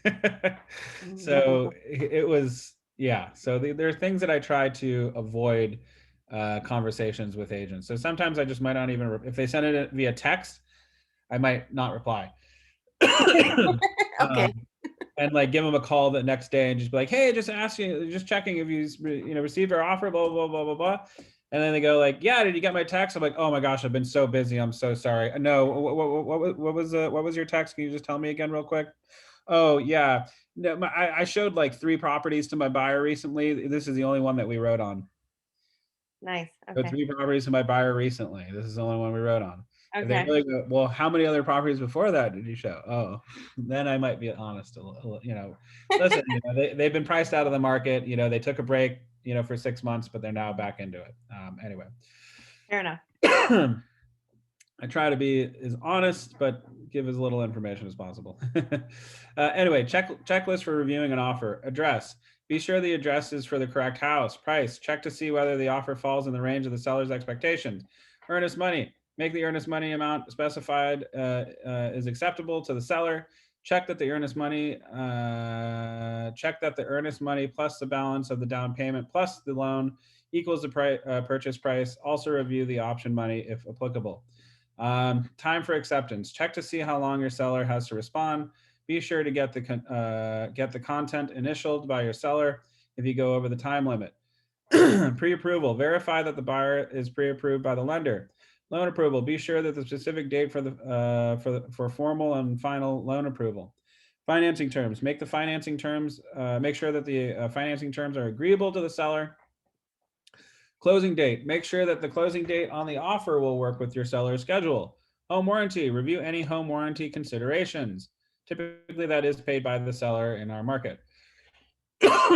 Conveyances. Go through the appliances and fixtures requested by the buyer with the seller. Be sure all of them convey. Sell with the property. Repairs. Review requested repairs with the seller. Special clauses for contingencies. Carefully remove any terms related to closing costs, requests, etc. Review, not remove, excuse me. HOA, seller's disclosure and mold disclosure. Make sure the seller has completed these documents. Have the seller sign or initial the documents where appropriate. Be sure to check the buyer has initialed and signed in the appropriate places as well. Possession date, negotiate the date the buyer will take possession after closing to allow your seller sufficient time to vacate and clean the property if possible. Awesome. Okay. Presenting the offer to your client. Let's go with Nat. Could you, oh no, you already read the other one, sorry. If I could have Jaime read present the offer to your client. Present the offer to your client. You've received an offer from the buyer's agent and have reviewed this offer to make sure there are no questions or surprises. Now it's time to present the offer to your client. First, call your client to let them know you have an offer to present. Inform them of the offer price and closing date. If possible, present the offer to your client in person. Bring your laptop or tablet with you and you meet with your client to review the offer and respond online. If the seller is out of the area, you can still present the offer using eEdge and talk them through it by phone. Keep the tone of the conversation as positive as possible at all times. Never criticize the buyer, their agent, or their offer. Explain the offer, discuss the days on market, number of showings, and review an updated CMA to put the offer in perspective to your clients. Bottom section 2. Yeah. Okay. Reach a decision. Reach a point of positive agreement with your client on how they will proceed. Explain that they have 3 choices. Accept the offer. If the offer is reasonable, they may accept the offer on the spot. Remind the seller that if they accept the offer, the property is sold at that point. Counter the offer. Consult with your client to determine a reasonable counteroffer amount. Write the counteroffer amount on the contract or prepare a counteroffer form and have the seller initial it. Reject the offer. If the offer is unreasonable, the seller may reject it. The seller may or may not decide to invite the buyer to submit a new offer. Perfect. All very good stuff. All righty. Your turn. Present offers. Let's see. Who's some? Morgan Dixon. Hey. Hey. All righty. Could you do the first script? Sure. Present the initial offer to your seller. Mm-hmm. Okay. Good morning. It's Morgan Dixon with Keller Williams Realty, Beverly Hills. We have an offer here for you for review. I'm going to go through the offer with you. Is this a good time? Sure, absolutely. Okay. Now the offer they came in with is 1.2 million. They're putting $100,000 as earnest money and 5% is the total down payment. They want to close on next Friday and they're asking for 20% in repair limits. What do you think? Ooh, I think it is awesome. Do we have any other offers? No other offers currently, and we've done about 5 showings this week. So this is our first offer. Oh, yeah, let's go ahead and accept it. Love it. So good That stuff. was easy. Yeah, there we go. All right. So let's just finish the page, Morgan, and present a low offer to your seller. Never criticize or show negative attitude to a low offer. Present all points of the agreement first before discussing pricing or other disagreements. Okay, now you're up. Okay. Now that's lower than our asking price, but it is an offer, so we need to decide on what you would like to do. Recommend to your client that you accept the offer. I will urge you to consider this offer very carefully and consider the value of meeting your moving goals. In the long run, meeting your overall goal of selling your home is more of a critical need, correct? Yeah, I guess you're right. Your property I is do need to move to, oh, sorry. I do need to move to North Carolina by, next month for my new job. So I guess you're right. Right. Your property has been on the market now for 60 days, and the average time on the market for this area is about 30 days. Buyers are going to look at this same data and they're going to see that your neighbor's house sold for only $200,000 and the house around the corner sold for $300,000. They're going to want to pay fair market value compared to these other sales. Gotcha. Yeah, I guess we are pretty high at 400,000. Exactly. So if you accept this offer, the probability of closing and meeting your goal is 100%. You want to meet your goal, right? I sure do. You drive a hard bargain, but I like it. Let's go for it. So yeah. So I mean, unfortunately, sometimes we're going to have these situations where our offers are a little bit lower than our sellers were anticipating. Um, but if we find that we've been on the market for a little bit too long, that the market conditions are clearly speaking, it's better to go ahead and accept an offer that's in the hand than keep searching out for another one. And something that I like to refer to is Mr. and Mrs. Seller, if they still have a mortgage payment,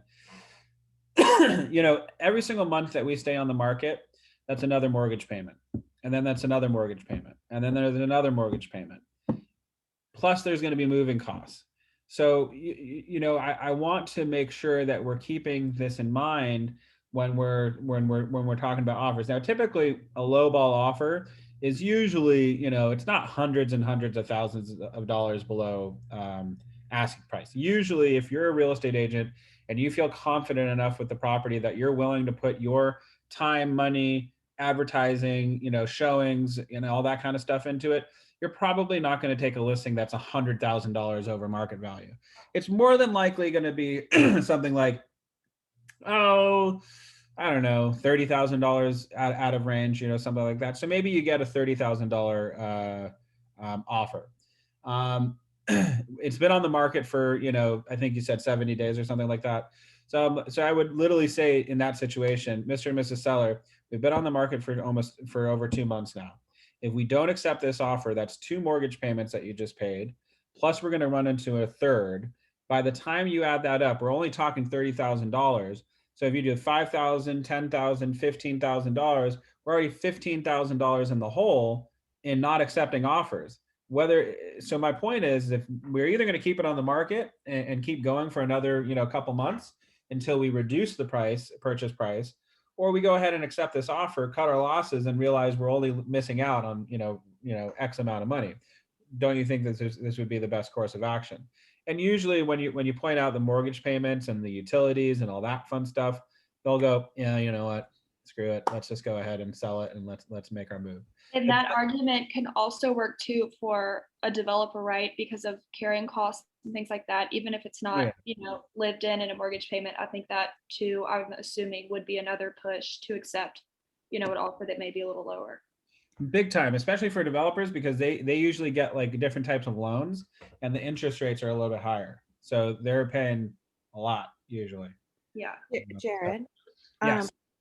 Right now, what I've been noticing that with my little experience, I've noticed agents are going for the price points on the new builds in the area, and they're pricing their homes at that. Yeah. So you're saying that a fixer is being priced at a new home build price? Mm-hmm. Or they're saying, if you're okay, I'm gonna sell this for $1 million, but after you flip it, you can actually sell it for 2.5. But nothing in that surrounding neighborhood has sold for 2.5. But they're going off of whatever's based on the new builds around that area. Right. But so it's not that area if they haven't had any recent sales in that neighborhood, right? Exactly. But I mean, like that. So it's an adjacent area. So it's like, yeah, thank you. It's in the valley. There's like 2 blocks over. That's a much nicer neighborhood than this one. Right. And they're saying, but it could be like that one. It's right. not apples to apples. They're just trying to be. They're just trying to sell. So I would often say, yeah, you're absolutely right. If we were 3 blocks over in this neighborhood, that neighborhood, all the houses are the same size. All the houses are 2-story. All the houses are 4,000 square feet. All the houses have great and beautiful lawns. This neighborhood, however, all of them are, 1,500 square feet with a lot of land and a bunch of dead grass in the front yards. And the trash is left out for an entire week in front of the house. We're not talking apples to apples here. I understand what the proposed build is over here, but it's going to be a big white whale. You know, it's Moby Right. Dick's white whale. It's like it's not realistic. It's a unicorn. You know, it's not. The one thing that I hate to see developers do is buy in a neighborhood that has not seen a lot of flips happen, Mhm. and well, 3 blocks over it's selling for this. Yeah, but 3 blocks over in that neighborhood, it looks entirely different. Like the entire neighborhood has changed. Like, and so what I usually say for like a lot of developers and stuff, or flippers, is if they're looking at a property in a certain neighborhood, you know, you're looking at like a, you know, $300,000, you know, profit, not millions of dollars. You know, Right. you're just doing some cosmetic work, fixing up the yard, Mhm. fixing up the trim, redoing the bathroom, redoing the kitchen, and putting new floors and new paint. That's it. You know, we're not changing the structure. We're not, you know, maybe you add a, you know, a room or something, maybe you knock down a couple walls, but other than that, you're keeping everything the same. You're not demoing and building up, because it doesn't make sense to do that in those neighborhoods. Like, you know, I just hate to, you know, say it like that, No, but but it's true, because the thing is, it's like I went to go see a house. It was down to the studs, for example. And when I was starting to negotiate, like we didn't write the offer in, but my buyer asked me to call, and I did. And they were saying, once you're done with this house, it's worth 1.5. And all the comps in the area were 1.3. Nothing was over, nothing was over more than, I'm sorry, let me rephrase that. All the comps were like 1.2, 1.25. Nothing was over 1.3. yeah. You know, and he was promising after this is said and done, it's going to be 1.5 for resale. And I was like, where are you getting these numbers from? Yeah. And then another realtor did the same thing. And I'm like, where are people getting these numbers from? What am I not doing correctly? So You know, unfortunately, some of the best clients to work with and some of the worst clients to work with are developers, because sometimes, you know, they're convinced that, you know, this house is going to, you know, make them $1 million profit, but in reality they overbuilt it, and they're stubborn, and they're like, I'm not selling until we get that offer. And it's like, come on, like it's not worth it. So and unfortunately it's the builder usually in that situation. It's not even the agent, it's the builder being like, I refuse to sell unless it's this. It is what it is, you know. Can't really help there. You can talk to Eliana. She had a listing in the valley where a gentleman did exactly that. He overbuilt his house, he over personalized it, he's expecting to get like this crazy return on it, and it's just not going to happen. So she ended up firing him as a client, being like, you know what, I can't help you, I'm sorry. You know? I remember that. It Yep. was the bachelor pad. I remember that. Yeah, oh yeah. So it happens, you know, it is what it is. I wouldn't worry, but I wouldn't worry about it too much. Alrighty, respond to the offer. Once you and your clients have made a decision on how to proceed based on the offer, excuse me, you have received, you will need to respond to the buyer's agent. Notify the buyer agent of your seller's decision. If you are presenting a counteroffer, prepare the document in Command or DocuSign or whatever. I don't know why it says e-edge all the time. Anyway, then present it in person if possible. That does not happen ever. Request a reply within 24 to 48 hours or the shortest time customary for the market. If the buyer accepts the counteroffer, have the buyer agent obtain his or her client's signature. Once both parties have signed the contract, retrieve it. The earnest money check, which we do not touch at all, that's wired. And the option check, also not applicable, from the buyer's agent. The buyer agent may deliver the earnest money check to the closing company. This is exactly what happens, and the buyer agent does not deliver it or put it into an escrow account. That's what we do. Check with your team leader to determine how the earnest money deposits an option. Okay, so basically the buyer is going to wire earnest money deposit into escrow. We do not touch checks. We do not hold money. We just don't do it. It's a no-no. We never want that responsibility on us. Okay. Presenting a counteroffer to a buyer's agent. Cindy, I'll be the agent. You be the buyer's agent, or presenting a counteroffer to a buyer agent. Yeah, you'll be the buyer's agent. Good morning, Cindy. This is Jared with Keller Williams, Beverly Hills. Thank you for your offer. We really appreciate it. It was quite a bit lower than the seller had hoped. The sellers have, the sellers have come back with a responsible counteroffer. They should work. The sellers continuing. Oh no, yeah, so you're the buyer's agent, all right? I'm the selling agent. Okay. So just role play. You don't have to read anything. I'll read Oh, it. okay. Sorry. I was just reading the script. No Okay. worries. Good morning, Cindy. This is Jared Medlinski. I'm with Keller Williams, Beverly Hills. Thank you so much for your offer. We really appreciate it. It was quite a bit lower than what the seller had hoped. Okay. What is your seller looking for price wise? Well, you know, the seller has come back with a reasonable counter offer that we think should work. The seller is countering back for $1 million versus your 950.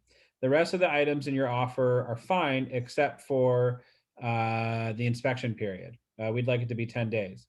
This is something that will work for everybody. Your buyer is getting a home within the market.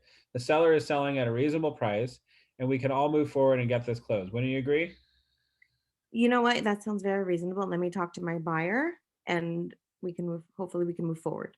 Awesome. So yeah, so everybody keep in mind that we're not just negotiating with our buyers or sellers, we're also negotiating with other agents. And you know, we want to be able to guide agents to see what is reason and what is unreasonable. So all that stuff is good. Okay. Ugh. All right. Your turn. Work the offer, break into groups. Can't do that. All right. Set the stage for a positive negotiation. Okay. Whether you are representing a buyer or the seller, the goal is the same: to kick off the negotiation process that is positive, efficient, and ultimately leads to a win-win agreement. Except, ideally, the listing offer, ideally, if the listing and offer are priced right, the seller will accept the buyer's initial offer and move directly into a contract to close process, bypassing any negotiations on price. It is also possible that the seller immediately rejects the buyer's initial offer. Perhaps they received and decided to accept a more attractive offer, or the offer was simply too low. In this case, the buyer agent would press forward to see if no really means no deal. So if that's the case, if all of a sudden it's rejected, I want to see what exactly happened. Do we have an opportunity to resubmit another offer? Do we have an opportunity to be countered? You know, stuff like that. So moving into the counter. However, the most common response to an initially low offer is for the seller to make a counter offer. This is a sign that the seller is interested in the buyer's offer and has extended an invitation to negotiate. While you cannot control or predict the actions or decisions of the client or the agent on the other side of the deal, you do have complete control over what you say and do in an effort to influence a positive negotiation process. In the next session, we will go over deeper into the art of negotiation. Okay, customer experience focus. Recognizing that customers come first is among Keller Williams Realty's 9 core beliefs in the I don't know if that's an I or a 1, 4, C, 2, TS. Anyway, this belief system guides anyway, we'll just get right into it. All righty. Win-win or no deal. Integrity. It is an I. Do the right thing. Customers always come first. Commitment in all things. Communication. Seek to understand. Creativity. Ideas before results. Teamwork. Together, everyone achieves more. Trust. Starts with honesty. Success. Results through people. All righty. Okay. So putting it all together, that's pretty much our class for today. Thank you everybody for joining. Do you have any questions about presenting offers, receiving offers, and all that fun stuff? I have a question, but it's not regarding offers. Let's rock and roll. I recently saw something on the news where this buyer bought a house and the seller didn't move out. And now they can't get kicked out. I mean, evicted because of COVID. And then like the buyer ended up going to like go water the plants and stuff because the grass was not being taken care of, all that. And they like they like tore out the sprinklers from the ground. So that way they couldn't like go. Yeah, it's like a nightmare. And it's here in California. What? Yeah, that person's gonna get a big lawsuit. Listen, I don't like making examples of the extreme ends of the spectrum, mainly because, thanks Morgan, cheers. Mainly because it's the extreme end of the spectrum. It's not typical. That situation rarely happens. If it starts becoming a trend, let me remind everybody that if you sell a house, or if you're doing the rent moratorium or putting off your mortgage payments or anything like that, there's a high likelihood that the landlord, the seller, the whatever, the new buyer, whatever, is going to come after you in court. And you're going to probably lose. So my point is, huh? I said, yeah, very fair enough said. Yeah. So it's very unfortunate, and it's really scary that this person is doing this. And I'm guessing all the money and proceeds has transferred over to the seller, quote unquote. Mm-hmm. Like everything's done. Yeah, I mean, that person's going to lose all the money that they just made. Yeah, so that's passing now. Really dumb of them. Now, there could be a situation though that, you know, they sold and then they had to pay back the bank and they don't have any more money left over. But, you know, you're probably still going to get some form of a lawsuit, and eventually they will be kicked out. That's a really horrible situation. I can't imagine going through that. I did have a seller who was reluctantly leaving the property, but eventually they did leave the property because it just didn't make sense for them to stay in it. Yeah, that's nuts. I don't know what to say. I've never heard of that happening, but it happens. But as an agent, like, you're just there to like soothe the person, right? Because you can't do anything about it. You did your job. Actually, you're not really doing the suing. It's the new buyer who's going to Right. suing them. So, you know, you might say that you're available for any, you know, court, you know. Okay. So that would be like the way we would go about it if God Yeah. forbid that ever happens. Okay. That's horrible. That's really freaky. Yeah, that would freak me out. So I was Yeah. just curious to see how that would work. No, it's pretty rare for that to happen. But just to that note, Jared, you know, I've found through, you know, learning from my experience and my past mistakes that it's important to provide clear communication to the sellers in this case, as far as expectations on their end to provide possession to the buyers. And one experience I had was where the buyers, we ran the appraisal and the appraisal. So we got the report on an appraisal for an FHA purchase, came in really low. And as you know, with appraisal, you can't contest it. You're basically stuck with it. However, these buyers also qualified for conventional. So then we switched gears, we went that way. The only thing is it caused a 2-week delay because we switched gears. So our escrow was extended from 30 days to 45 days. And in the end, we asked for a 3-day close of escrow period for the sellers to move out. Well, the sellers are asking for more time now because they went out of their way to allow the 2-week period for the buyers to switch loans, the loan types. And so now my clients were like, no, you know, now we want 7 days instead of 3 days. And so it put me in a position of possession issue. And I had to explain to my clients that, hey, we agreed to those terms back when we had the option to cancel out, but you accepted to allow them more time to close escrow, but we never negotiated on the plus 3 days closing escrow. So Right. now that you're asking for this time, we can't allow it. And so I had to go back and forth, but in the end, thankfully my clients agreed, but it was a tough position to be in. Yeah, you know, it's not envious. And unfortunately, you know, in our business, we are going to have some of those nightmare situations. They don't happen all the time, but they certainly do happen. And you'll probably have maybe 1 or 2 of them in your career. So be prepared for them. And that's why clear communication is extremely important. Whenever I talk to my clients about negotiating items that are outside the boilerplate of the contract, I always say, remember, when we ask for this is opening up a window for them to ask for something else. And, you know, I try to, you know, have them expect a little give or take. You know, we want to be fair for everybody involved. If they need a little something, let's try to be agreeable. If they're agreeing to this, let's be willing to, you know, give something up on our end, you know. So yes, we want to have like 100% win for our clients, but sometimes you have to be, you know, be able to give a little give or take to make everybody happy in the deal. But, you know, as far as possession goes, that's always a very tricky and an annoying situation if that ever comes up. It is definitely not fun. So unfortunately, sometimes you have to get like the sheriff involved, which is always exciting. All righty. Any other questions? All righty. Go get them today. Have a great one, y'all. And let's reconvene on Wednesday. Have a great one, everybody. Thank you. Thank you, Thank you. Jared. Thanks. Jared, I have You a too. question. Maybe Oh, yeah. I can talk to you in person or in Oh, yeah. person in private. Yeah. Do you want to give me a call? Do you have my phone number? Yes, I can. Okay. You have my number? Yes, I do. I do have it. Okay, perfect. Talk to you soon. Thank you. Bye, guys.